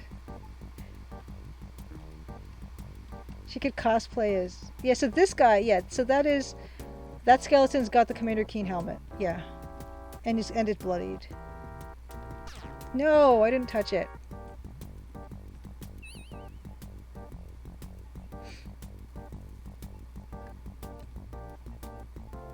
Oh, neat. That was cool.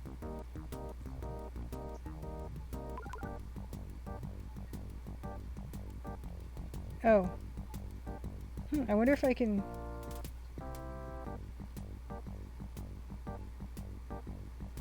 That can't be needed for anything, right? I'm just gonna ignore that. Never mind.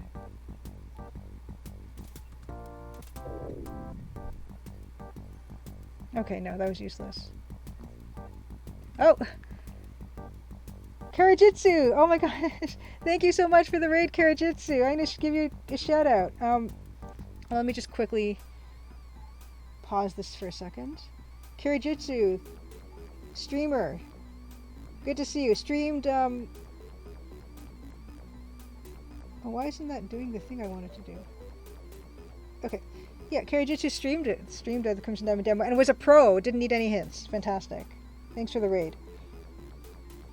Yes, Biomenace. Yeah, I'm playing Biomenace. It's a channel point redemption on my stream. I play for 10 minutes at a time. Return to game. I haven't played Biomenace in forever. This game is infuriating. I'm having a really good time with it, but I only played in 10-minute increments, and usually over weeks. Like I didn't even get to play it last week, so it stays fresh for me. So it's probably for the best, honestly. I don't get time to be frustrated with it. Carrie just says, "Hey, long time no see. The new Monkey Island game today. Oh, what'd you think of it?" I still have not played it. I'm super behind on everything. Okay, I've got one more minute. One more minute of this delightful game. Yeah, I'm glad to hear you're telling everyone about Crimson Diamond. Thank you, Karijitsu. Everyone I've ever seen play it is better at adventure games than I am. So it was really cool to watch you play. Oh, come on. As you can see, I'm not that good at this. I've managed to get to level 4 though. With plenty of help though, because everyone in the stream is really helpful about telling me what can hit what. Yeah, how do I get up? Okay, so I don't know what to do now. Is there a trick? I don't know how to get to that other area.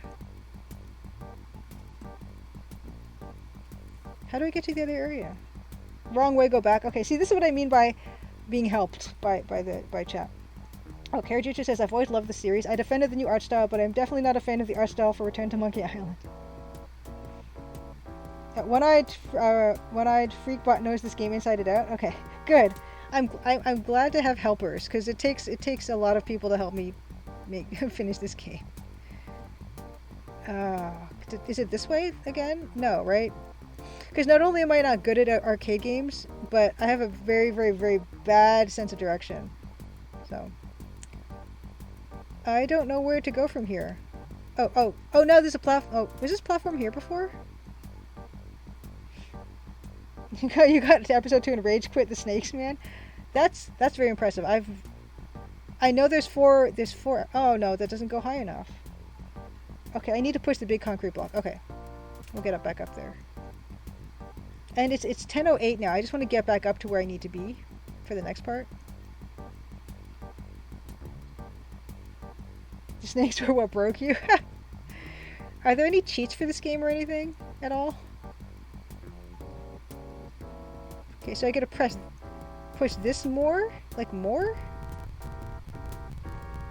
Okay, so there's a... I don't have a... Do I have to push it all the way?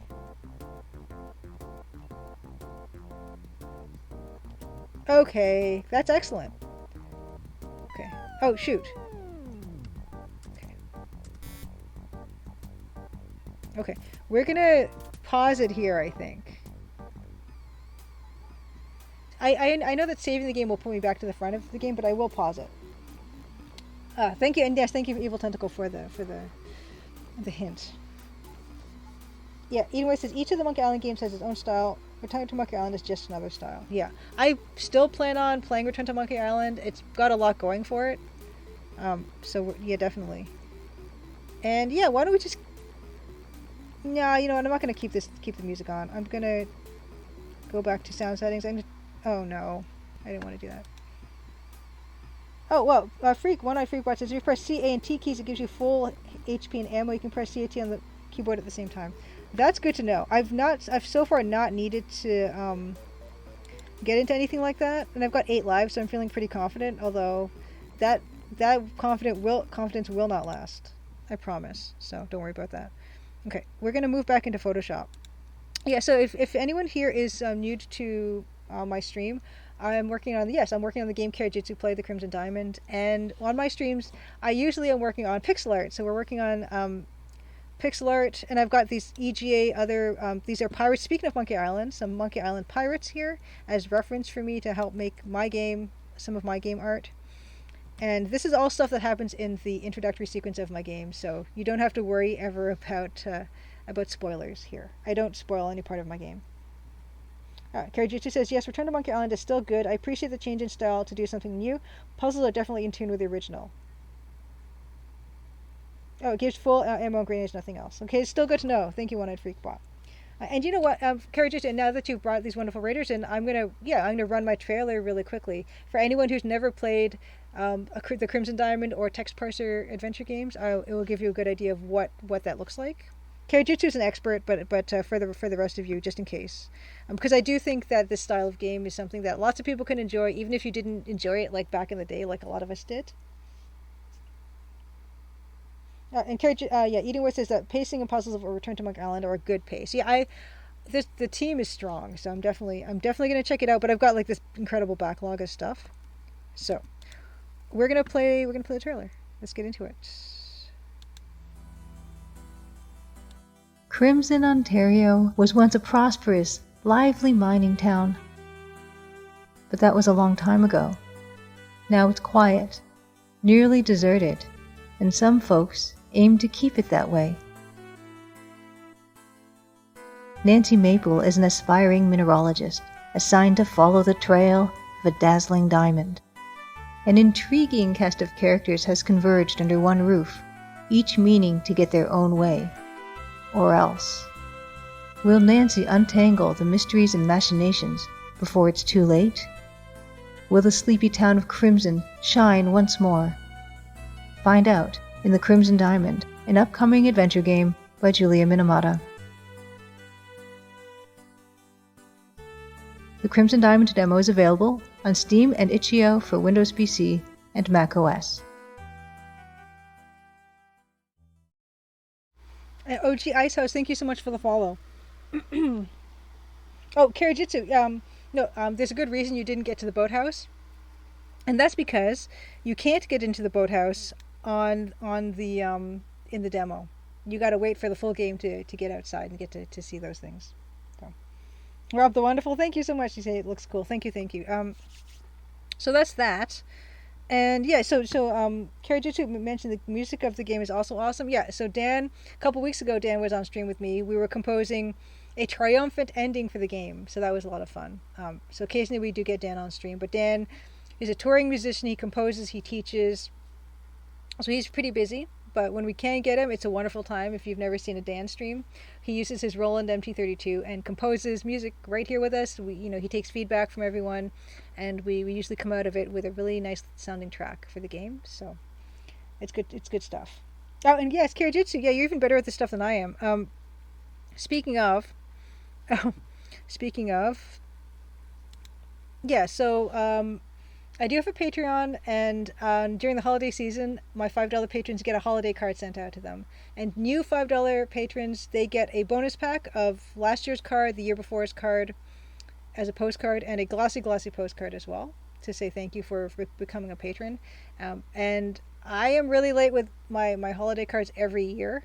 I'm definitely not going to get them out before Christmas this year. So anyone at all, even if you just sign up this month or whatever, whoever is a $5 patron and you give me your mailing address, by the time I mail them out, which will probably be something like mid-January this year, I'm anticipating, you will get a card that will have a nice, like a handwritten thank you note. I like to sign the cards too, like the cover of the card with a metallic gold pen. I try to make it all look really nice.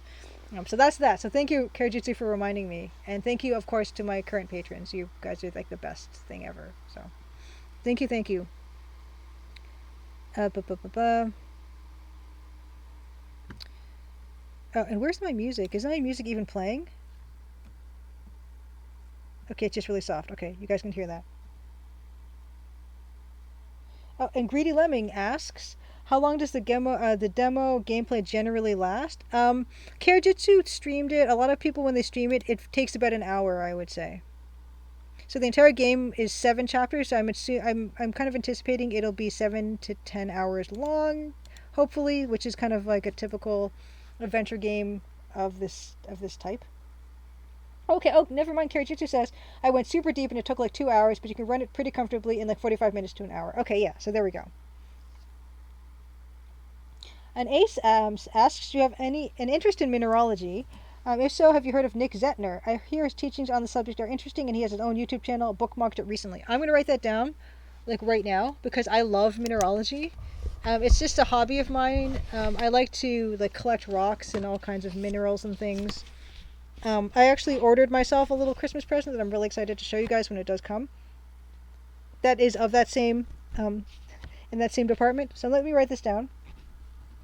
Yeah, that's one of the reasons, actually, Ace, that I made the game the way it is, because I do love mineralogy, and it's been fun kind of teaching myself and like learning different aspects of it to incorporate into the game. And yes, please, Greedy Lemon, please let me know what you think as well. And if you're a streamer, just let me know when you're streaming it. I always try my best to show up and so I can watch people play and see what I need to fix and give hints if needed. So I do try to get into those things. Oh, you know what?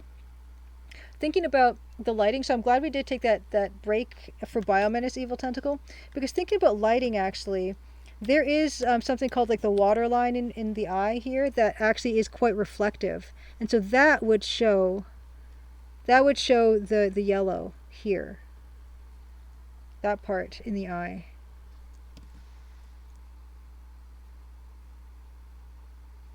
Oh, but Greedy Lemon said that doesn't seem like my type of game. I was going to mention streaming it, but didn't want to plug my channel. Oh no, I'm going to plug your channel anyway, Greedy Lemming. Even if it's not your type of game, I totally get it. It's not. It's definitely not for everyone. And if you're more into streaming other types of things, for sure, because that's going to be what your people that watch you are going to look for. But yeah, I'm going to give you a shout out anyway because there's all kinds of people playing all kinds of games, and for me, I tend to like watching people play retro stuff or adventure games. But there's the best thing about Twitch is there's something for everyone. You'll stream it to help out. I appreciate it. If you do get to it, I will try my best to show up. Yeah. So that see already that water line here on the eye, that can really help with that with the lighting effect. If there's a bird in his beard, get Sally is good to see you, by the way. Rob the Wonderful, same here though. I've played a lot of indie games. It's definitely it's a particular style of adventure game. Even it's point and click only within the loosest definition of that term, because you can walk around with the mouse, but it's not super point and clicky, really, if I'm honest. So I get it if it's not for everyone, but I do encourage people to give it a try. If you're curious about that style, because I do have a tutorial room in the game that teaches you the basics if you've never played the style before, because I do realize it's kind of like it's not something people are used to playing, for sure. Oh, Jessica Jeffy, good to see you, by the way. Happy Crimson Tuesday. Asks, can you remind us about holiday streaming schedule? Taking any time off from streaming? I honestly, I hadn't. I will be, but I'm not sure yet what days. Just even actually looking at the calendar right now, I'm not sure because none of my usual Crimson Tuesdays are anywhere near holidays. So I don't know. That's a very good question. I'm gonna have to think about that. There probably will be at least one week that I'm not. Rob the Wonderful says, problem is I missed out on the DOS era of gaming. I've always been a console peasant. I feel like the same way about coming from the other direction, Rob the Wonderful, because I never had a console growing up. My only exposure to actual Nintendo games was like Game Boy and like the various different versions of Game Boy. So I've never played a Final Fantasy game. I've never like played through a Zelda game. Funnily enough, a lot of the console games like Mega Man and Street Fighter, I played the PC, like the DOS ports of those games, like not the real ones. So that's kind of where I am with it. So I feel like I have missed out on a lot of video game culture because I was one of those kids that just didn't have the console. Real Lady Elfie, good to see you. Oh, I'm glad you like the progress. I mean, and let me just quickly check that note. Greedy Lemming, thank you so much for the follow. I appreciate it. Yeah, we're getting there. This is honestly taking a lot less time than a lot of the stuff I've been streaming because faces are pretty like standard fare for me. Like I used to do a lot of illustration professionally, and this type of a face would be something I would actually do. Greedy Layman says, I'm going to download it now. I'll try to stream it tomorrow. I'll write your channel name down so I don't forget it. I'll make sure to mention your Patreon. Thank you, Greedy Lemming, so much. What time do you generally stream? Just if I can watch out for that.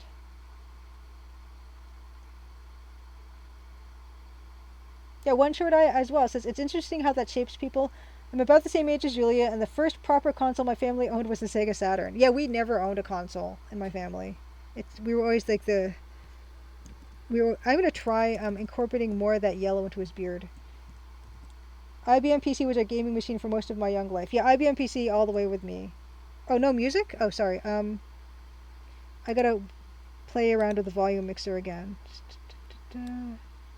OBS browser page. Which one? Oh, it's this one. Okay, let me know if too loud.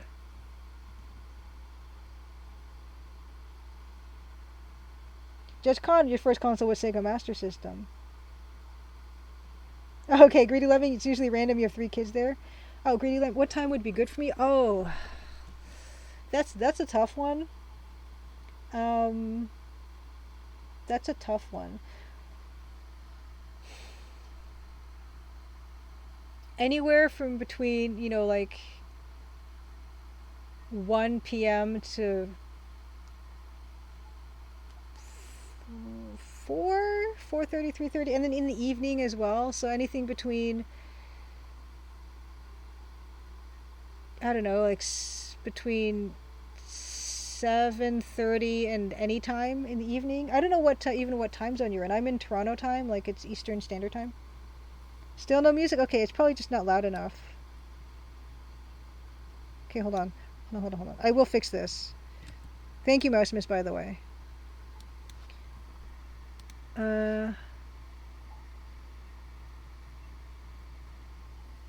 It's 10:22. Okay, so yeah, we're in the same time zone, Greedy Lemming. Currently looking for work. I do home health care. My client recently passed, so yeah, I have the time. Okay. Yeah, so good. We're in the same time zone. I'm just trying to figure out my music because it's not. It's sound volume mixer. So desktop audio is all the way up. Why is this? It's not showing as playing, and I don't know why. Hold on. The needle is not moving at all. That's very interesting. Oh, sure. Perfect, Greedy Lemmy. Evening is great. 8:30 at the latest. Perfect. Yeah, totally. That works for me. Okay, I'm going to write that down.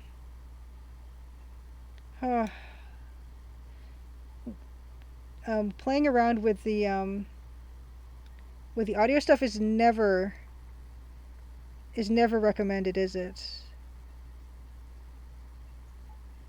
Yeah, I can see it not showing anything here. Hold on. Let me try adding a source or something. That might help. Add audio capture, VLC workaround. Okay. Oh, not VLC workaround. This would be MIDI. MIDI.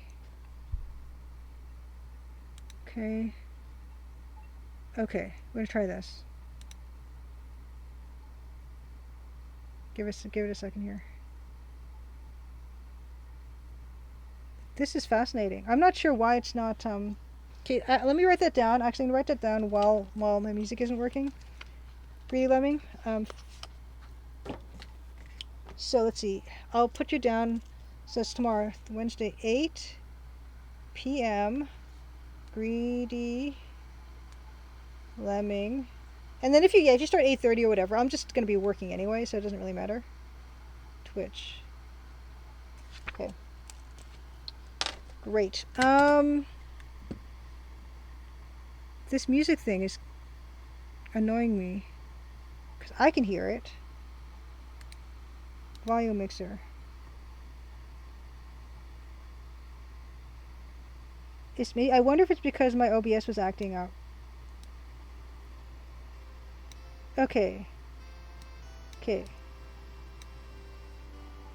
We'll take biomedicine music. Okay, how about that? I feel like that might have done something. Okay, good. Music good? Okay, great. Sorry about that, you guys.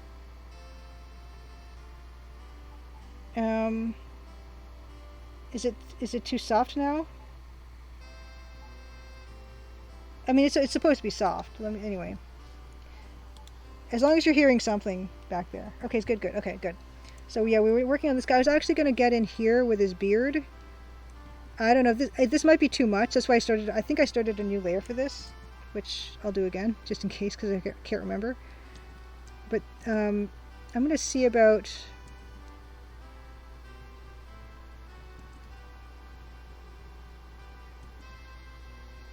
This might be too much. You know what this might call for? This might call for some yellow dithering. Dithering solves everything. Yeah, let's get some yellow dithering in there and see how we like it. Okay.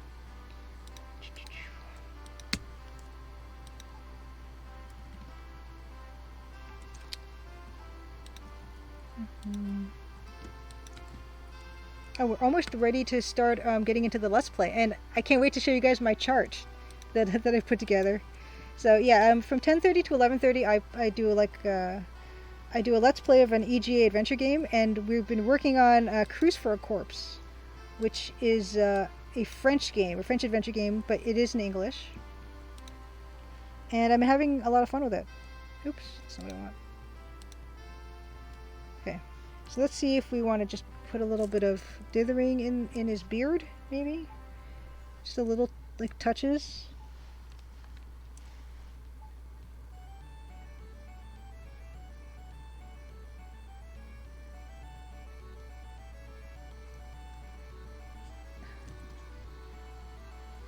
Because I feel like the beard would catch quite a bit, actually, of firelight. I already like that, even though I'm not sure what I'm doing yet.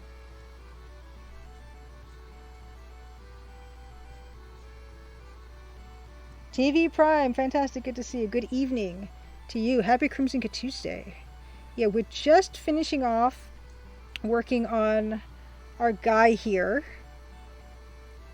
Our little, our fisherman close-up, and it's coming along. I'm pretty pleased with it so far, and we're going to get into Let's Play soon. You're not feeling the yellow dither? Feel like you drank yellow milk. Celeste Studio's liking it. Sells the fire a bit more. Maybe I need to sell it to you a bit harder, Maximus. And I'm gonna put some in his eyebrows a little bit too. But of course, the benefit of being able to see it with fresh eyes next week, potentially next week. I gotta see if Dan is available. Might need to be animated. Yeah, we'll get to that. Could be white. Tips of the mustache bother you the most? This time of year he's been drinking eggnog. Tips. So the tips of the mustache. Okay, so yeah, we could easily. That's on just its own layer somewhere. Where'd it go? Yeah, here, right? Yeah. So so actually, yeah, I can actually duplicate this and just get rid of those parts. All these things are available to us.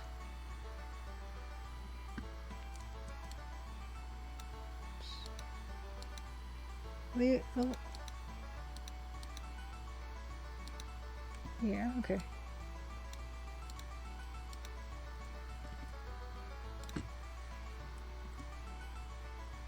Beta Human thinks the yellow dither will work when animated. Yeah, I don't know. I think generally I think it's warming up his beard a lot.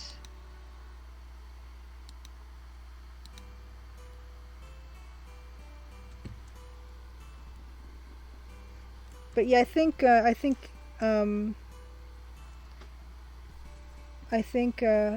it'll be sold better when it's animated. Real Alpha agrees. If it's animated, it should translate fine. Oh, yeah, the tips look spiky. Yeah, it's because I guess it's the contrast, right? It's the contrast that is doing that. And that's something to be really aware of when working in this color palette.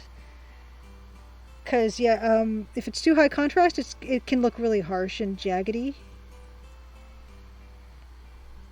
But, 10:30 though, you guys. Okay, so we're gonna wrap this up. I think we made some pretty good progress, I think, today. And then we're gonna move into our Let's Play for an hour, and then we'll call it a night. Figure out what happens next week. And yeah, I gotta figure out what my holiday schedule is gonna look like. I'm not 100% sure yet. Yes. Duventu Bergera hits the playlist. Yeah, I love this piece. I'm glad you guys are liking how it's going. Let's do it before and after since the start of this stream. So let's see here. Let's do a group. So this is December 13th. I can pull all this stuff. I don't even know how far it went. Maybe this far? Yeah, I think that's pretty much where we were. We were kind of there. Actually, we did more, I think, in his eyeballs, right? Yeah, we did actually more. Because we fiddled with his eyes a little bit. Where was that? Okay, no, that was today.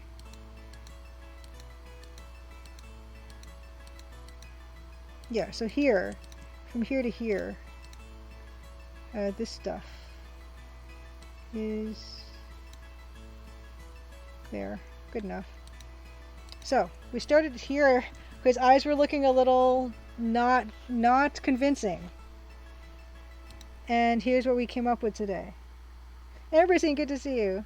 Yeah, I'm pretty pleased with what we've come up with today. I really like how the shirt's coming along. Yeah, like it's debatable still with the beard. I get it. We'll sit on it and we'll come back to it at some point. We will probably come back to it. Even if Dan is here next week, we'll still take a peek at this. So.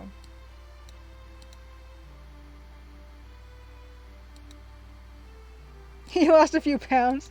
It's interesting what lighting will do. Some flattering lighting can do all kinds of nice things for us. But yeah, so great. We're going to move on. I'm going to close this up for the night. Okay. We're going to move on to our Let's Play of Cruise for a Corpse. Oh, Bit of Human. I'm glad you like it so far. I'm pretty pleased with it so far. And I think it'll really come to life when we do a bit of animation. Cruise for a Corpse, 1993, EGA game. I'm going to do my quick show and tell that I have here. I'm very proud of it. I'm going to close... Actually, I don't even know. If I save the game... Okay, I'm going to save my Biomenace on a separate thing. So this is like December 13th, level 4. Just in case, but I know that I'm probably going to start at the very beginning of that level. You're here till your phone dies, Lady Elfie. If that was me, my phone would... that would mean I'm almost going to go now. Check out DOSBox X, which has save states. Could save or restore anytime. Yeah, I need to do that. Like, I'm using the Defender thing. Can that be... Is there an integration with Defender? With DOSBox? Or just like leave it open on my computer forever? Celeste, you have a wonderful night. Let's have a wonderful night. Good to see you. Happy Crimson Tuesday. Let's turn off this music. And so the desktop audio for Cruise for Corpse is quite loud, so I need to turn it all the way down. But I'm going to treat you guys to my Cruise for Corpse cast a diagram. When I come back after eat, your phone has recharged a bit. Enjoy your eating, Lady Elfie, and if it's not too much to ask, if you could share what you have eaten when you come back. I'm most interested in what people are eating. Here we go. Here is the Cruise for a Corpse diagram I have made of the relationships of the people in the game, so that we've met so far. It's kind of sloppy. Up at the top, we have Nicholas Karabujan. His death is what kicks off the entire game. This is what happens in the introductory sequence. This is kind of a mess, but it's almost okay that it's a mess. We don't really see him beyond that when he's dead like this, unfortunately. Now his wife here is his family here. This heart, that's his wife, Rebecca Karabujan. That's his new wife. Nicholas has a daughter here, Daphne Karabujan, below the two of them here with the dark sunglasses. Now her mother was Mercedes Karabujan, which was Nicholas Karabujan's previous wife, but this isn't the new wife. You can see by this they don't get along. The jaggedy. Ooh, real Lady Elfie, homemade pizza smothered in cheese the way God intended. Fantastic. I love it. So Rebecca and Daphne don't get along, she being the stepmother. Another family member that we don't see in the game who is mentioned is Agnes. Agnes is Daphne's aunt. Agnes's son, oh, I misspelled it, is Dick Schmuck here, who got her inheritance. And he wasn't known to the family until recently when he showed up, and now he's gotten the inheritance. Other people associated with Nicholas Karabujan, on the left-hand side, to his direct left is Hector, the butler, with the feather duster. There's also Tom Logan on further to the left, who is Tom Karabujan's lawyer. Rose Logan is his wife. They apparently don't get along, rumor has it. Also, for some reason, Tom and Rebecca seem to get along really well, but we don't know what's going on there. That's what the deep purple line is, running across the top. Down here, to the bottom left of Nicholas Kerbugian is Julio Esperanza, who is Daphne's ex-fiance, and they don't get along, predictably speaking. To Suzanne Plum is Daphne's friend. Her and Nicholas Kerbugian don't get along, but she's friends with Rose Logan and also Father Fabiani. Father Fabiani is associated with Nicholas Kerbugian, but they had a dispute that had to do with some kind of raising of money for the church. Yeah, a few people only have red lines coming out of them. Yeah, a lot of Rebecca seems to be in the center of a lot of conflict in the game. And of course, bottom left is Raoul Dusentier, who is us, the player character. Very, very super dapper. Yeah, not pictured here is Mercedes, who was Nicholas's wife before the game started. She died in a car crash. But yeah, so there we go. So current family is Rebecca, the widow, stepdaughter Daphne. And this is Dick Smuck is Daphne's nephew, Daphne's cousin. Although Julio thinks for some reason that Agnes was Nicholas's aunt. But two people said that Agnes is Daphne's aunt, so we're going with that. That is the current relationships as we know it in this game. I don't think I've missed anyone. And now why don't we get into it? We're going to change our tag here to Cruise for a Corpse. And we are going to get into some Cruise for a Corpse. I'm going to need to fix the screen too. Okay. Give it a second. I need for it to start running. Oh, I need to also pull up my walkthrough. And let me know if that's too loud. This game tends to be pretty loud. And, okay. Oh, it's quiet. Okay. I will turn that up. And I also need to, you can't see it yet either, so we're going to need to fix that too. Turn up the audio on this, and also the LP. Oh, see, that's still that.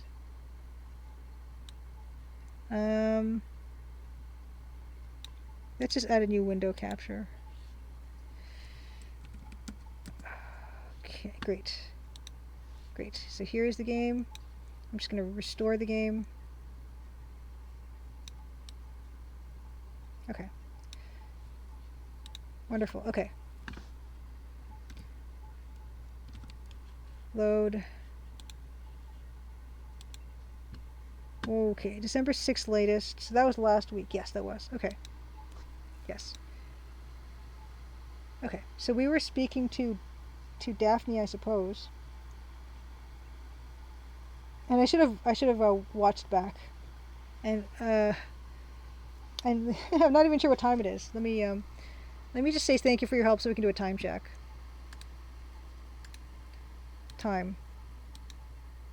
I'm really glad we can do this. Okay, so... Oh. That wasn't long enough. That's what, 1 o'clock, I suppose? 2, is that 2 o'clock? I can read the time. It's 2 o'clock. Okay, 2 o'clock. This is Rose Logan. Yeah, sorry, this is Rose Logan. This is Tom Logan's wife, the lawyer. 1 o'clock. Okay. So okay, we have to go to the cabin. Okay, so good. We're right on track. I do really like that this has a fast travel. And yes, it might be quiet right now. There's not music throughout this game. It comes and goes. Oh, I'm at 2 o'clock. Sorry, 2 o'clock. I can tell the time. Oh yeah, we got the gun advertisement. Yeah, so there's the music. My gosh. Yeah, we do have the gun advertisement, right?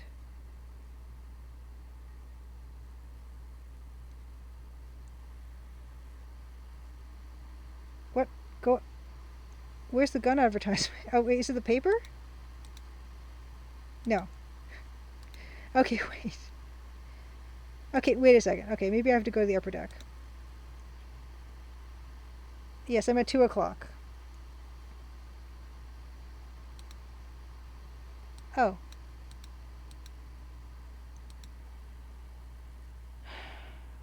I could have sworn. I should have.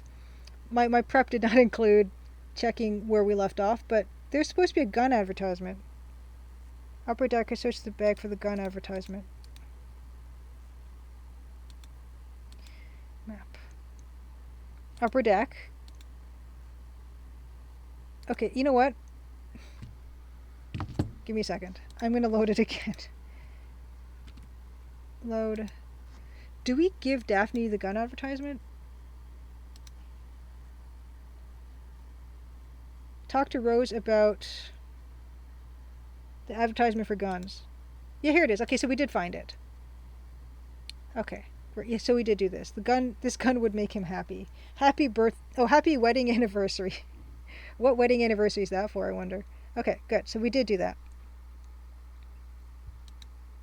Okay, great.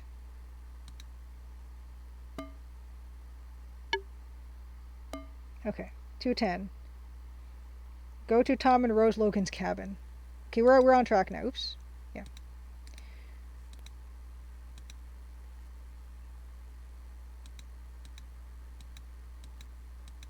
There it is. Okay. Oh, the music. Oh dear. Okay. Open. Oh, it's too loud? Okay, that's easy. Easy to fix. Okay, there. Okay, and now we have to search. We have to search these towels and things. I just want to look at everything. Soap.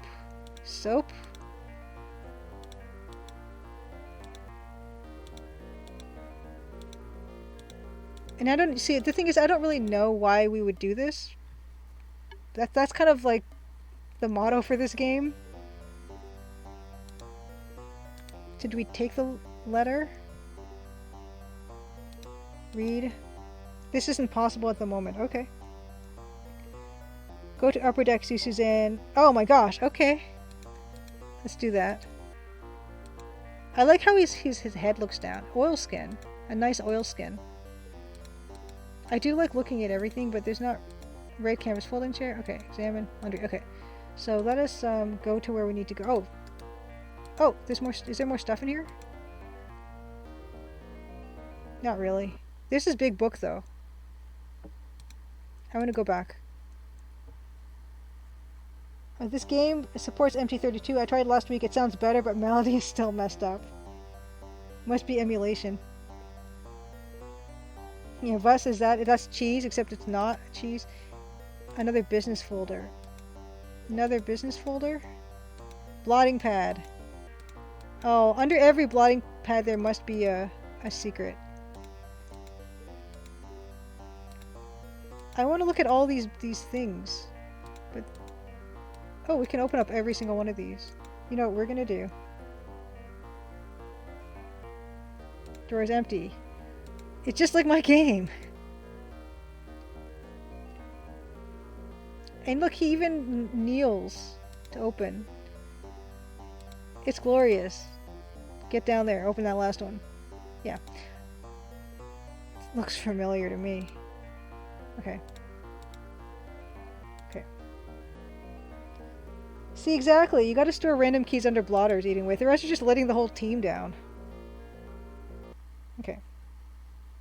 Now we gotta go to upper deck again.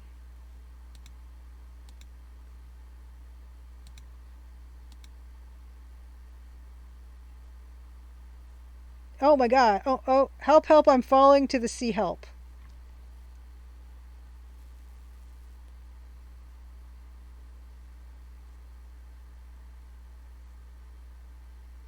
Yeah, the animations are only relief when you're walking around aimlessly clicking on stuff.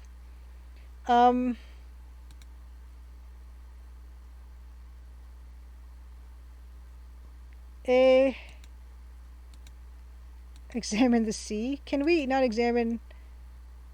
Oh, oh, what? Wow. Okay, okay. She was saved. We didn't save her. I like her little coach. Oh, this is beautiful. What? I don't know what I'm supposed to notice. Cable in the guardrail. Okay. Sawed through. This is not an accident, but a true blue attempt at murder. This is good. This is good.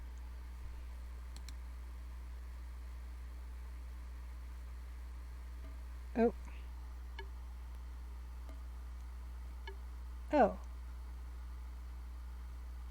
She looks recovered. Susan, may I ask a few questions? We're supposed to save her, but she just got saved anyway. Because this game runs kind of fast, but I think we're okay. Someone saved her, right? Okay. Someone wants to kill Suzanne. Okay. Okay. Okay, so this is Nicholas is the guy who died at the start. This is his Aunt Agnes, whose health... He took her in because she was really sick, and she just seems to get... She died eventually, but she got sicker and sicker and eventually died. Sometimes I'm convinced that it's the medicine that is making me sick. Okay. So maybe Nicholas offed his own aunt for her inheritance. Oh, wow. So Agnes was in excellent health to begin with, and I guess the suspicion is that Nicholas started to poison her?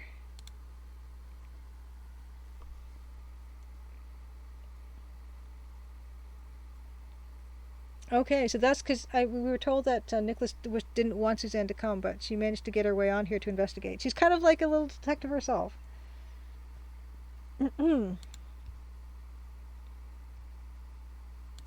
well that's... Wow, that was a whole hour. Would you mind going to my cabin and bringing me my cosmetic case? Funnily enough, on the walkthrough, that's not what we do next. But that's okay. So I'm going to save it because that seemed pretty significant. And I hope it's okay that we didn't save her. What? Don't you want to sit not there? I guess she's kind of still shaken. Okay. Save. This is now 2:20. December 12th. Is today the 13th? Wow, already. Okay.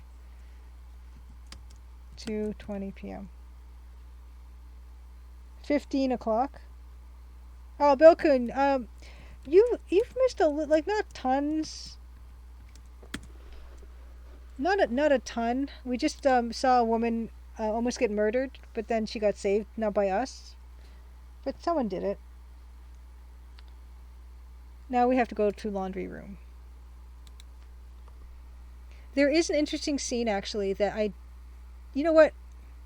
Now that we've saved, I do want to show you guys. So I do know that there's been at least one scene that we have missed in this game because we're going with the walkthrough. But I do want to show you a scene that's kind of cool. So we're gonna do this. When I was trying to find images of the characters to make my little diagram, I was looking for Hector, and I got to go to this room which I'd never seen before, and it was Butler's cabin, and you get treated to this,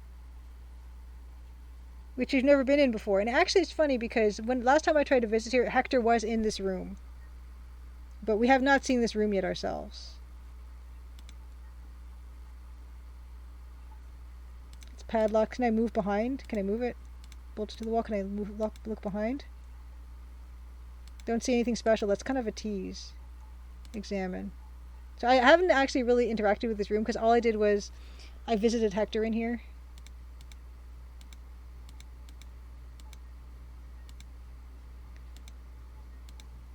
Yeah, the colors are excellent.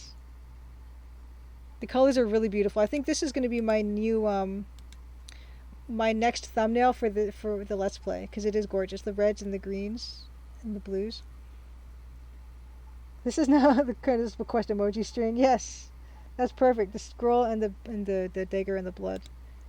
Yeah, so that was the most significant thing, honestly, that's happened in this game so far, Bilkun. It's the attempted murder of Suzanne. Ah, must walk like a duck. Heel of the shoe has a metal tip. Can I put it on? Oh, he's got size 14 feet. Okay. Yeah, but yeah, this is probably somewhere we'll go eventually, but I did want to show it to you guys because we just hadn't seen this before, so I thought it was kind of cool. And it is like, I love the walls being kind of beaten up and stuff. It's kind of nice. Okay. But anyway, let's continue with the walkthrough.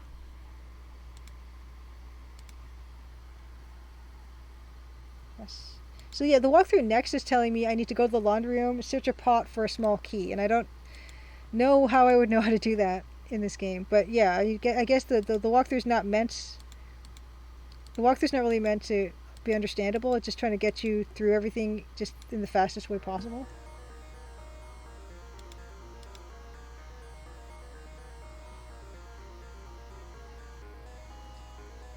Find a small key. Great.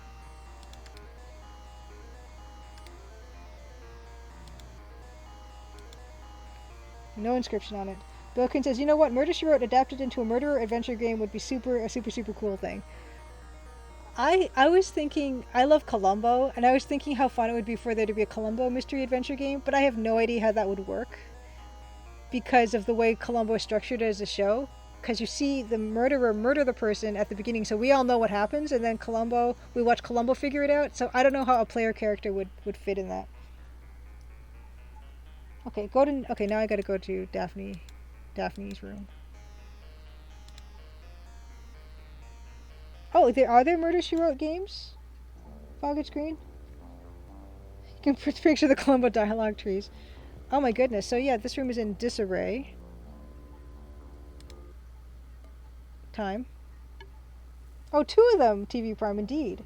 Moral recording says maybe the game is the rich murderer having to be nice to Columbo. Yeah, I think it would be a really fun. Oh, I think it'd be a really fun thing to try to do. Okay. We can always hide behind it. There's a music box on the floor. Okay.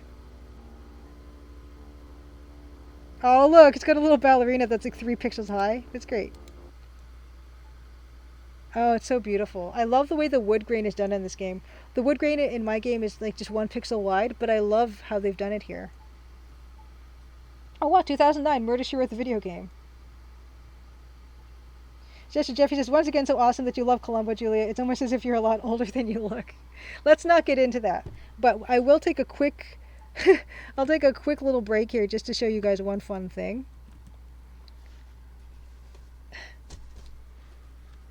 It's just right here.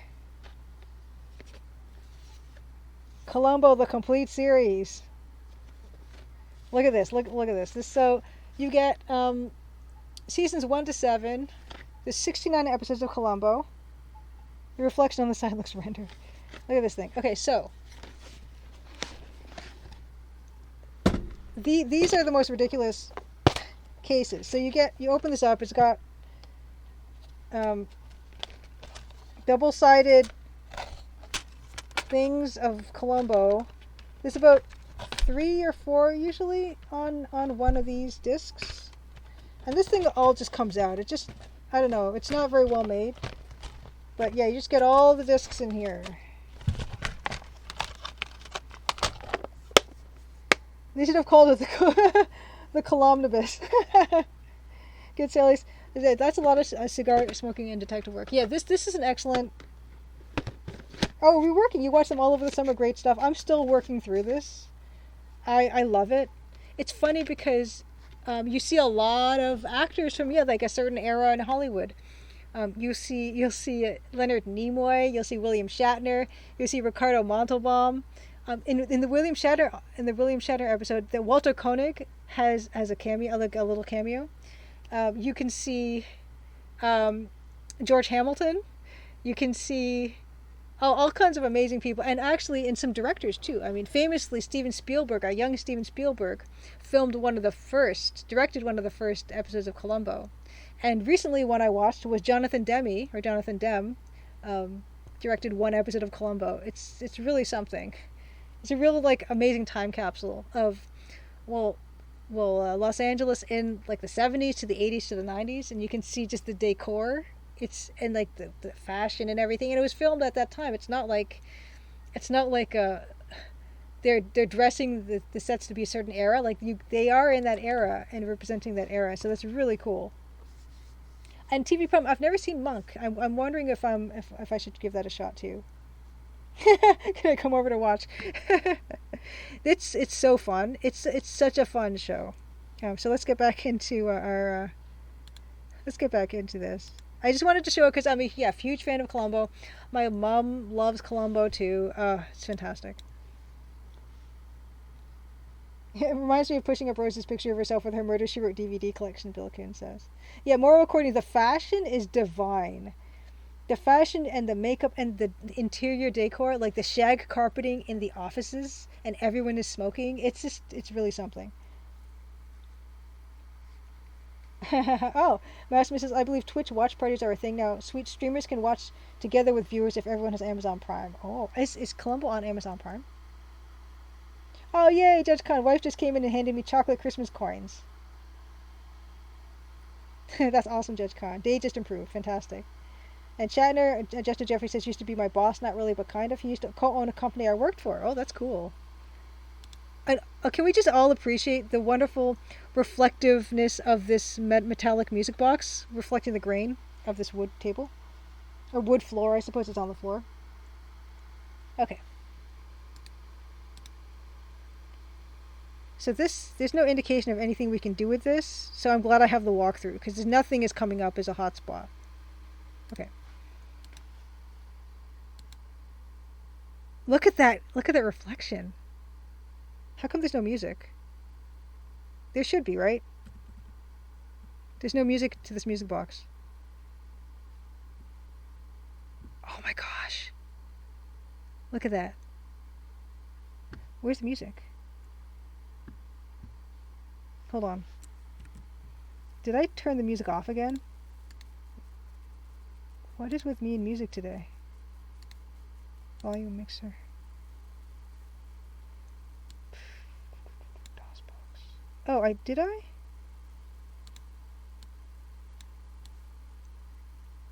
Is there just no music coming out of this music box? Is that the problem? Well, music was working before, wasn't it? I'm not going crazy.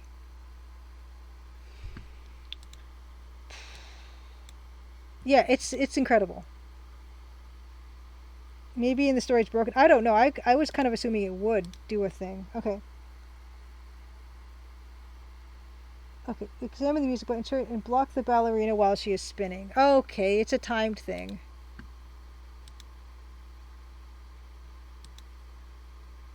Okay, I gotta wind it. This is one of the most impressive feats of EGI I've ever seen. So we have to block her.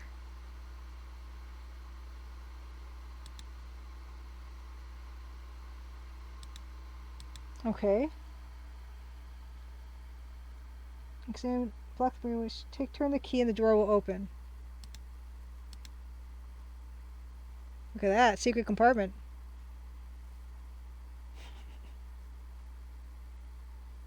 TV Prime says, how many scenes would it take to make that music box, do you think? I don't want to think about it. It's amazing. It's amazing. Okay, so there is music, just the music box doesn't do it.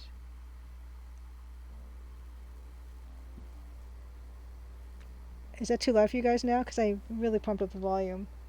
Okay, so Maximus just checked. There's no music from the music box in the game. Okay. Oh no. Yeah, the captions censored a misheard bad word. Yeah, I turned on like censoring on my, because I don't really swear on my stream, so if I don't want it to misconstrue anything I say anyway, because I wouldn't be accurate. Can't hear anything. Okay. I will turn up music again. Because there is music here. How's that?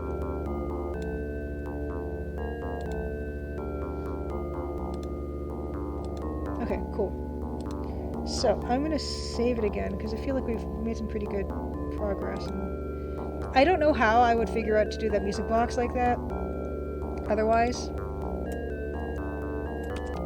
Deck 13, 310, 15, 15, 10. Music better good. Thank you guys. Okay.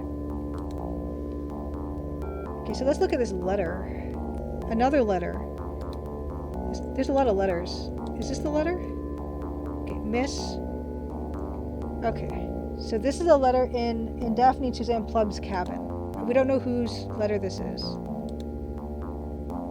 Okay. Okay, a man offered me money to accompany one of his friends. Okay, he was cute and we partied all night. Two cops grabbing Raphael. Who's Raphael?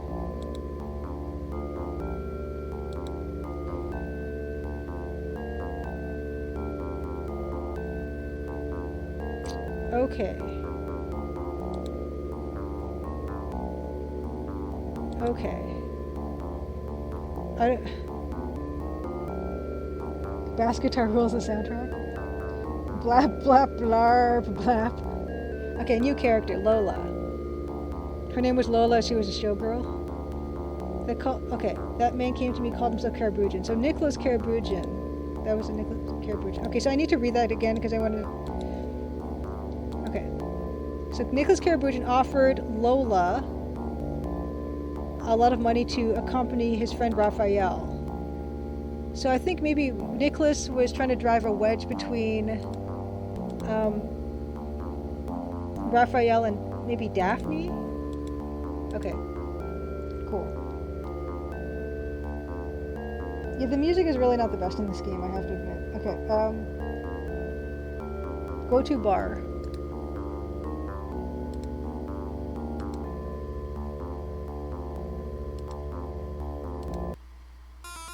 Oh boy, more music. Wait for Captain to call Raoul.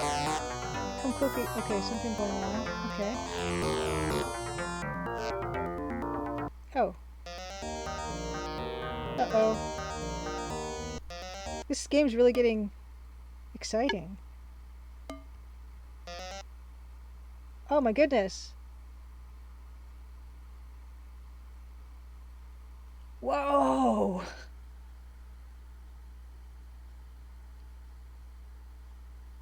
Okay, I'm going to want to see that again. I'm going to turn on the cycles. That was amazing. That was amazing, but way too fast. Okay. We're going to do that again.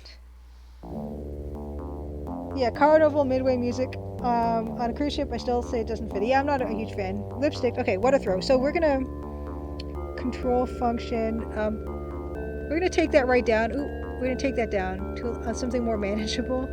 Okay, let's try that. Because I want to see that again. That was too good. Okay. Instant replay. Let's do this again. Because the graphics are top notch. Honestly, turning the cycles on is not doing anything. Right? We tried this before. It mildly does something, but I really turn them down. You need to go really low? Okay, we're gonna go really low. Okay, there. Really low.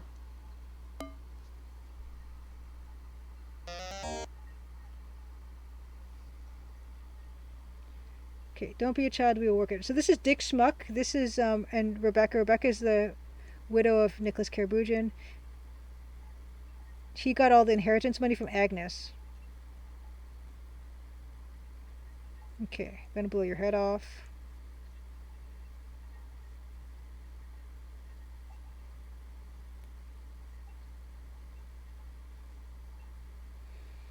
Drama. Here it comes, here it comes, here it comes.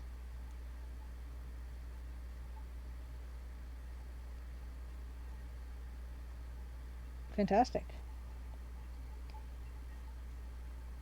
Really good.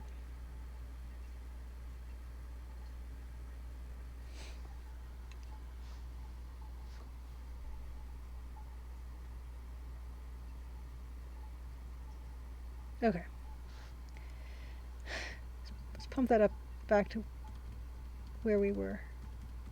Kind of faster. Okay. Great. So, take... Oh, here's the purse. Daphne's purse. Daphne, good shot. Wow.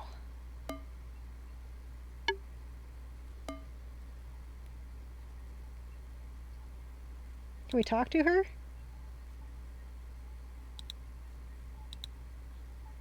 We haven't even seen the captain before, so that's kind of nice. Go, Inspector. This is not the time to bother us. How about you, Dick? Julio. Okay. So. Okay, go to their cabin. I guess we're gonna return the purse. Oh. Lipsticked. That was fantastic. I almost didn't see her there because she kind of blends in. She can bring back purse. That purse. The one that she's been holding on to. Okay. Got to get up trouble. No.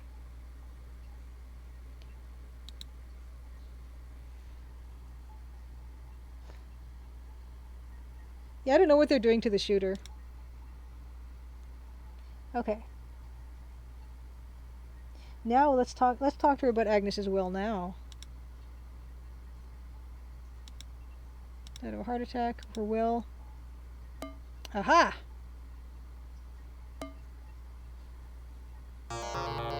Ooh, oh. She's trying to spruced up in Solicitor Melville's office. Okay, so this is a manageable speed.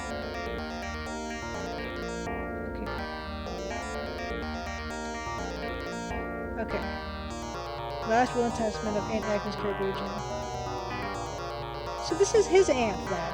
It's a little bit confusing because people call Agnes Nicholas's aunt and sometimes call him Daphne's aunt.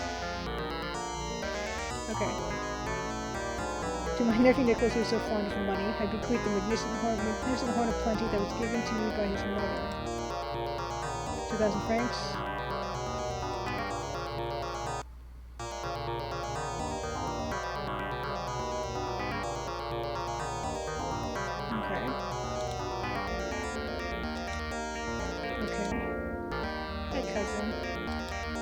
So this guy is not someone that they knew about until he came into their lives fairly recently. Yeah, exactly, Judge Khan. She doesn't take crap from anyone. Why is she wearing green when she tossed the bag? This is a very good question. Okay. So. Yeah, that's fine. Okay. Great. I think there's a really good story here. I wish the gameplay was a little, I don't know. But it's hard for me to make any judgment really because I am just going through a walkthrough. Maybe some of this is easier if you're actually playing the game, but I feel like it isn't just from hearing from, other people. Walk around the main deck. Okay.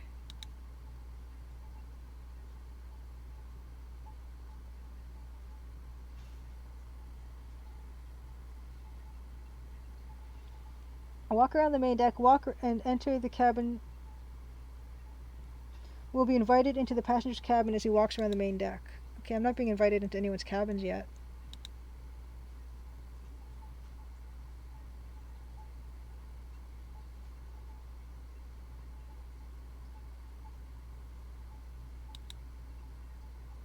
Uh-oh, I'm not being invited anywhere. Okay, what time is it again? Okay, it's 4, so I should be invited to talk to people. Okay, just keep walking around. It'll eventually happen. Thank you, Maximus. I think, Maximus, you mentioned this game's a little bit hard to to play if you just have no instruction. They don't make it easy.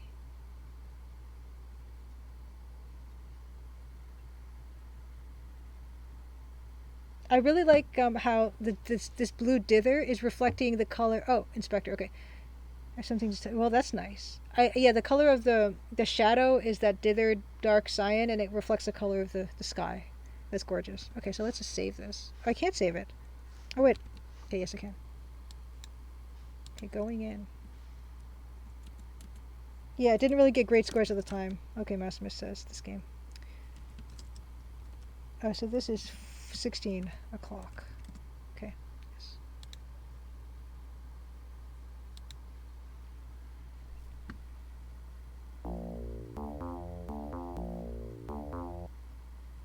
Oh, you again. Okay. She says Father Fabiani killed her father. Ah. Oh, I like this view of her. That's great. Okay.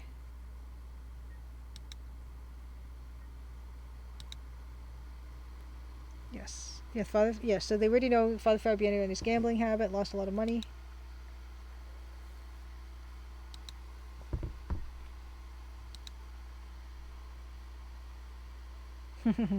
we came into this cabin and opened up Father Fabiani's suitcase and found all his poker chips and everything.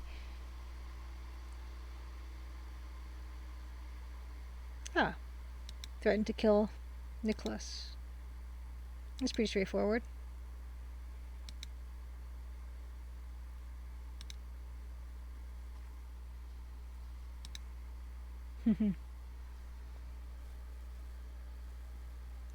Well, Daphne. I wonder what the murder weapon was. Strange object. Yeah, Maximus, you remember being super intrigued by this game as a kid? It's very intriguing.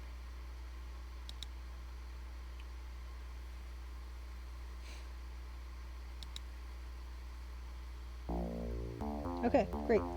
So we have to just keep walking around and more people will talk to us. We just do a circuit. Because apparently this happens quite a few times.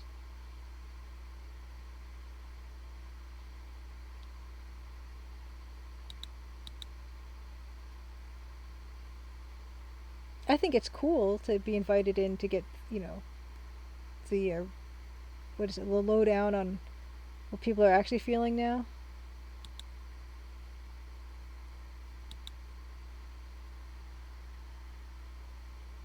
The art is definitely the best part of this game. You can mark who blames who on your chart. That's true. Okay, so let me make a quick note.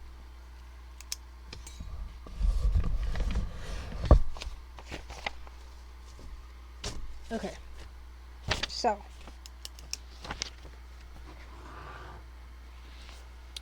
Daphne blames Fabiani for Nicholas' death. Okay. Jim Matt says horizon bobbing is so effective and so simple. It is. It's gorgeous. Bar none, this game, the art is so good. It's absolutely the best part of this game. I also really like the interface. Like the user interface is really nice. Actual gameplay and music, not so much, but there's more than enough in this game to enjoy. Okay, why is not more of this happening? I've been told I enter the cabins to talk to Rebecca, Daphne, Fabiani, and Rose.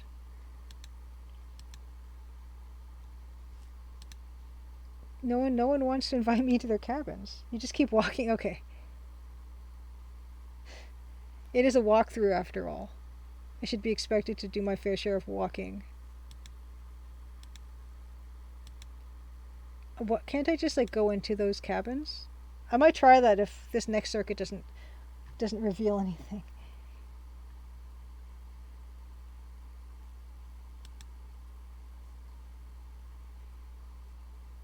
Yeah, I don't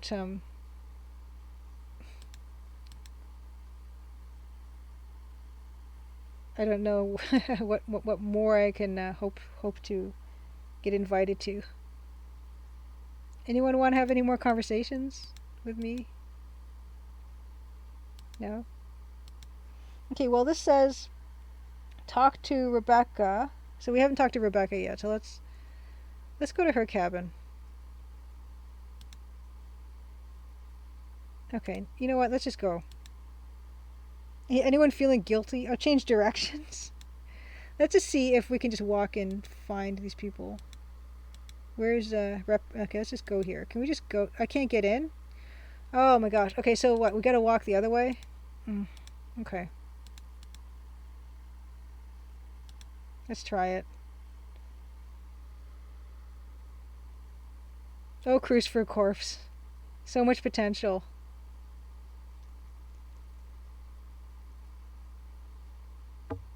Ah, you're. Oh my gosh. Are you serious? Okay.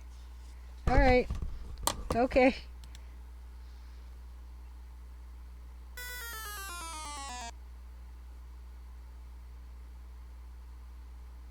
Okay. Okay, here we go. Okay, I promise I'll be discreet. Oh, I love her. She's like this. It's great. Okay. Rose. So Rose Logan. So Rose is Tom's wife, and Tom is the lawyer of Nicholas.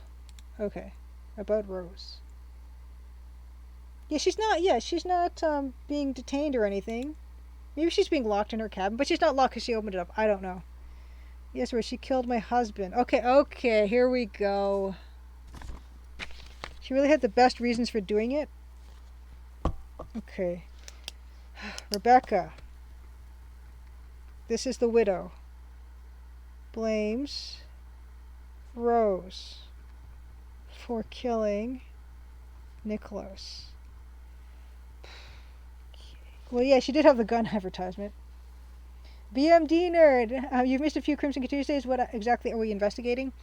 We are investigating the murder of Nicholas Karabujian, who invited us to this cruise, and he died like as soon as we got here. And all his family, not all his family, but his daughter, his wife, his lawyer, his priest, one of his daughter's friends, like they're all kind of here and just milling about on this cruise, and we have to figure out who killed Nicholas Karabujian. And so far, his daughter thinks the priest did it because of gambling debts. The priest lost a lot of money to Nicholas. Rebecca is about to tell us why she thinks Rose, the lawyer's wife, killed Nicholas.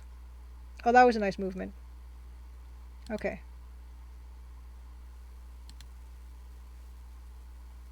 Raphael. Okay, so we just learned about Raphael from the other letter. Rose's ex-fiance. Okay. Oh, that's right. Okay, I do remember that. Okay, so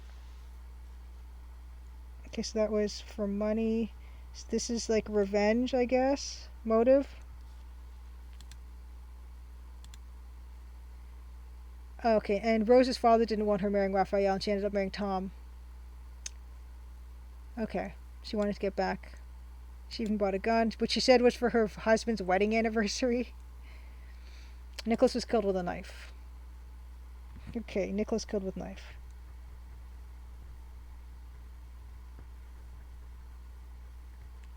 Okay. Yeah, that doesn't... Okay, never mind that. Never mind that inspector, that he was killed with a knife. She probably realized that we knew she had a gun, therefore she used another method. Oh, okay. I think this will be useful. Okay. Yeah, the camera switching is really nice. Remember, Inspector Rose hated Nicholas. Okay, so revenge and money are our two motives right now. Great. So I will be updating my diagram at some point. So why don't we walk the other way again, right? Because we started walking... I can't remember now which way we walked. Let's walk this way now. And the animation of this game is very fluid. It's a very beautiful game. I love the style of it too. Like this EGA style is very appealing. I want to try to like kind of recreate this style. I might just do that for fun.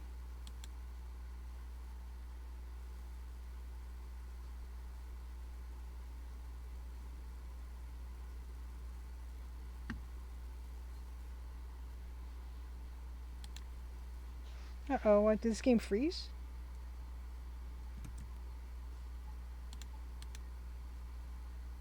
Uh-oh. I think the game is locked up.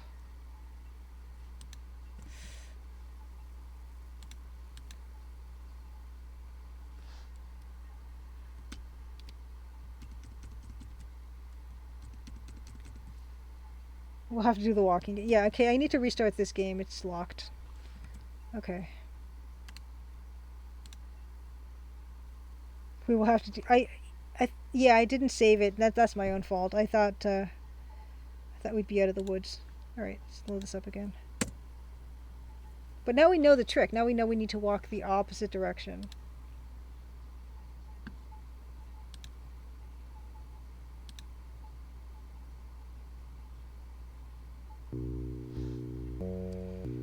Give me a second. 1600, right? Yeah. Okay. So let me figure this out again.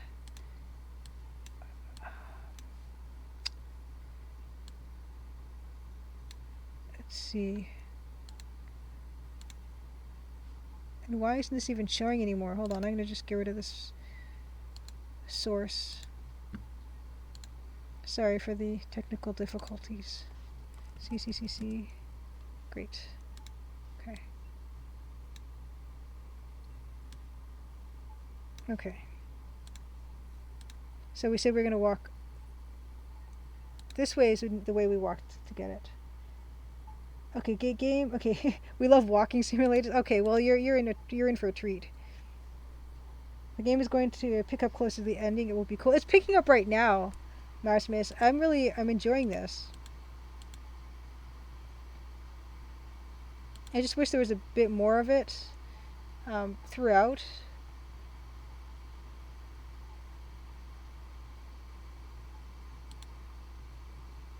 Oh wait, do we have to walk the other way?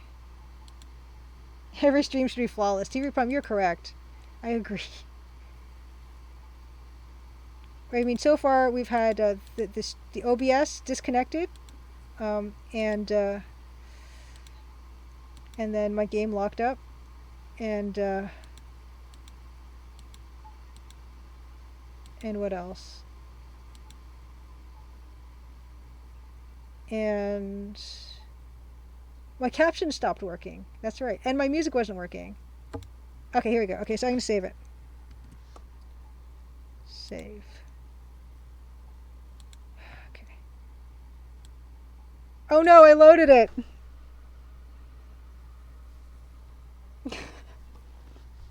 And then I loaded the game for no reason. I've done everything that's possible. That was no save. No. TV Prime, I really like that surly wizard. That surly wizard is really good. Fail, exactly.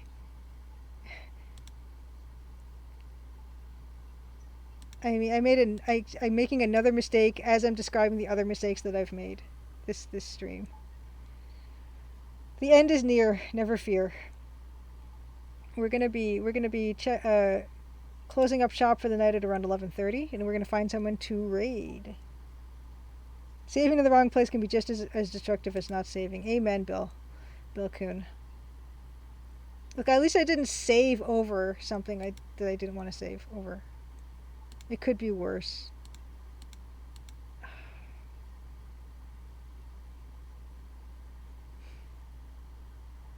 Exactly, restoring when you mean to save. All these things. Really dodged a bullet. Come on, Rebecca. Yes. Okay, so we're going to save. Why does it say save game disk? What is this? See, why is that not even an option here? There is no save. That's why I loaded. Ugh, I'm full of dread. Okay, I'm not, okay, I can't, I'm not fully to blame for this one then. Okay. Fine, talk to me, lady. Before I move, I will save it again. I think I might be able to save here. No. No. Okay. Engine limitations? I don't know. I've saved during a conversation before. Maybe that's what broke the game. When I was talking to Rose. Yes, sir. Thank you for this recap of this conversation.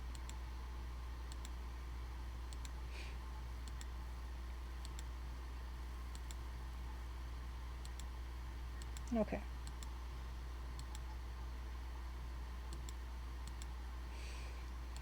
Yes, Daphne.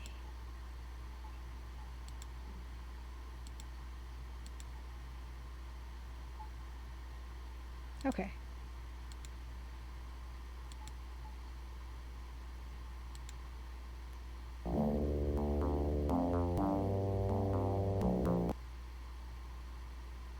Oh my gosh.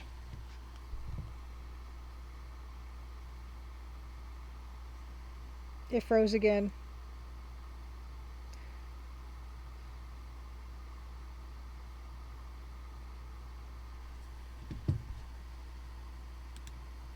Uh-oh. Yes, game says good. Yeah, I think the game is telling me that we're done for now. Um,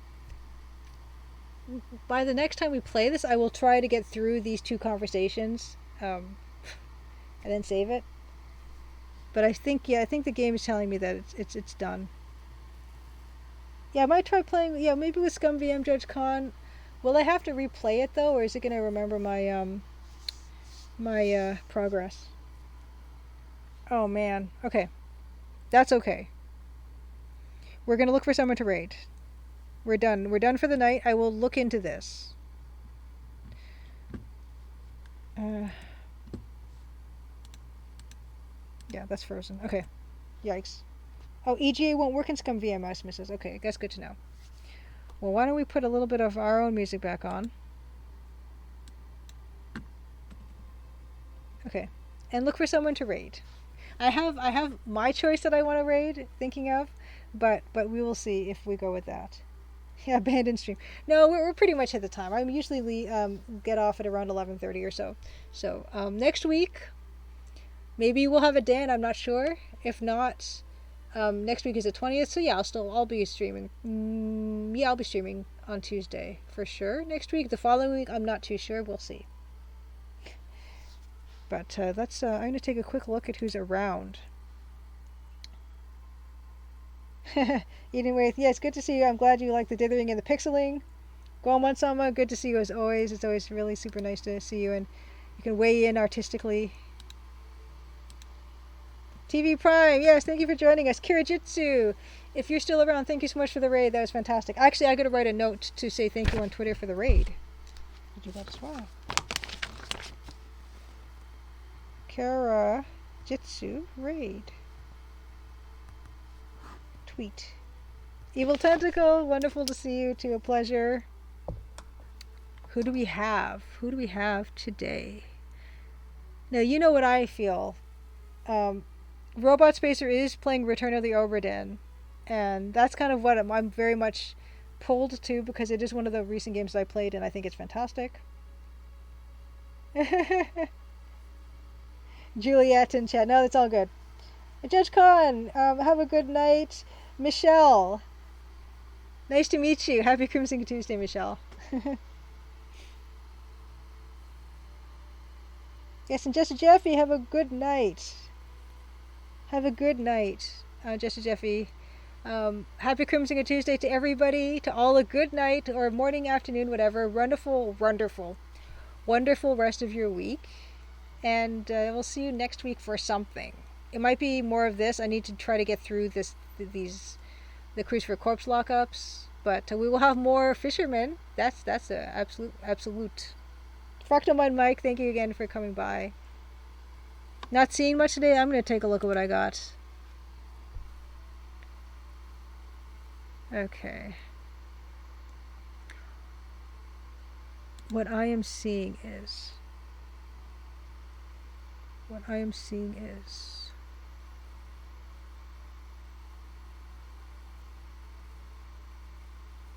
Ooh. I'm feeling like Robot Spacer again. I can't not watch him play Obra Dinn, because that's what I kind of want to do the rest of my night as I do some work. So, Judge Khan, have a wonderful night. Yes, Mike. Mike, Mike, Mike. I'm pretty sure it's gonna be a Mike. It can't not be Mike. Oh, is that for Robot Spacer eating with? Indeed. Indeed. Oh, was he? I missed him for Just a Jeffy. I didn't see him on here. Oh. Oh, well then definitely. Let's do it. Great. Rate up Robot Spacer. And it's not my fault. He picks all the games I love, you know? Ever since he was streaming Dagger of Amon Ra, ever since he was streaming... We first met Robot Spacer when he was streaming Colonel's Bequest. And he actually has the Colonel's Bequest as his little... He's got a little stream art that he made himself, and he's got the Colonel's Bequest box on that, so that's also wonderful to see. So, all right. We are going to do it. See you guys next week. Happy Crimson Tuesday. Thank you for being here always. It's always such a lovely time. So, let's see here. Yeah, we're going to wait a little bit longer. See if we can get more people on the bus. Hunter 1043. Goodbye, goodbye, goodbye. Good night, Mousimus. Thank you, thank you. Until next time, eating with. Yeah, if you've not seen a Robot Spacer stream, he's a wonderful streamer. His wife's a wonderful streamer. He plays adventure games a lot, and he uses some wonderful notebooks and things to keep track of stuff that happens in the game. And he's really patient about figuring stuff out. Way more patient than I am. He tends to not use walkthroughs really. So I really like seeing people discover old adventure games for the first time, and that's what he did with Dagger of Amon Ra and Colonel's Bequest. So that was a good way to meet him. So we're gonna get going in there, and I'll see you over. All right, bye. Raiding, push the raid, doing the raid.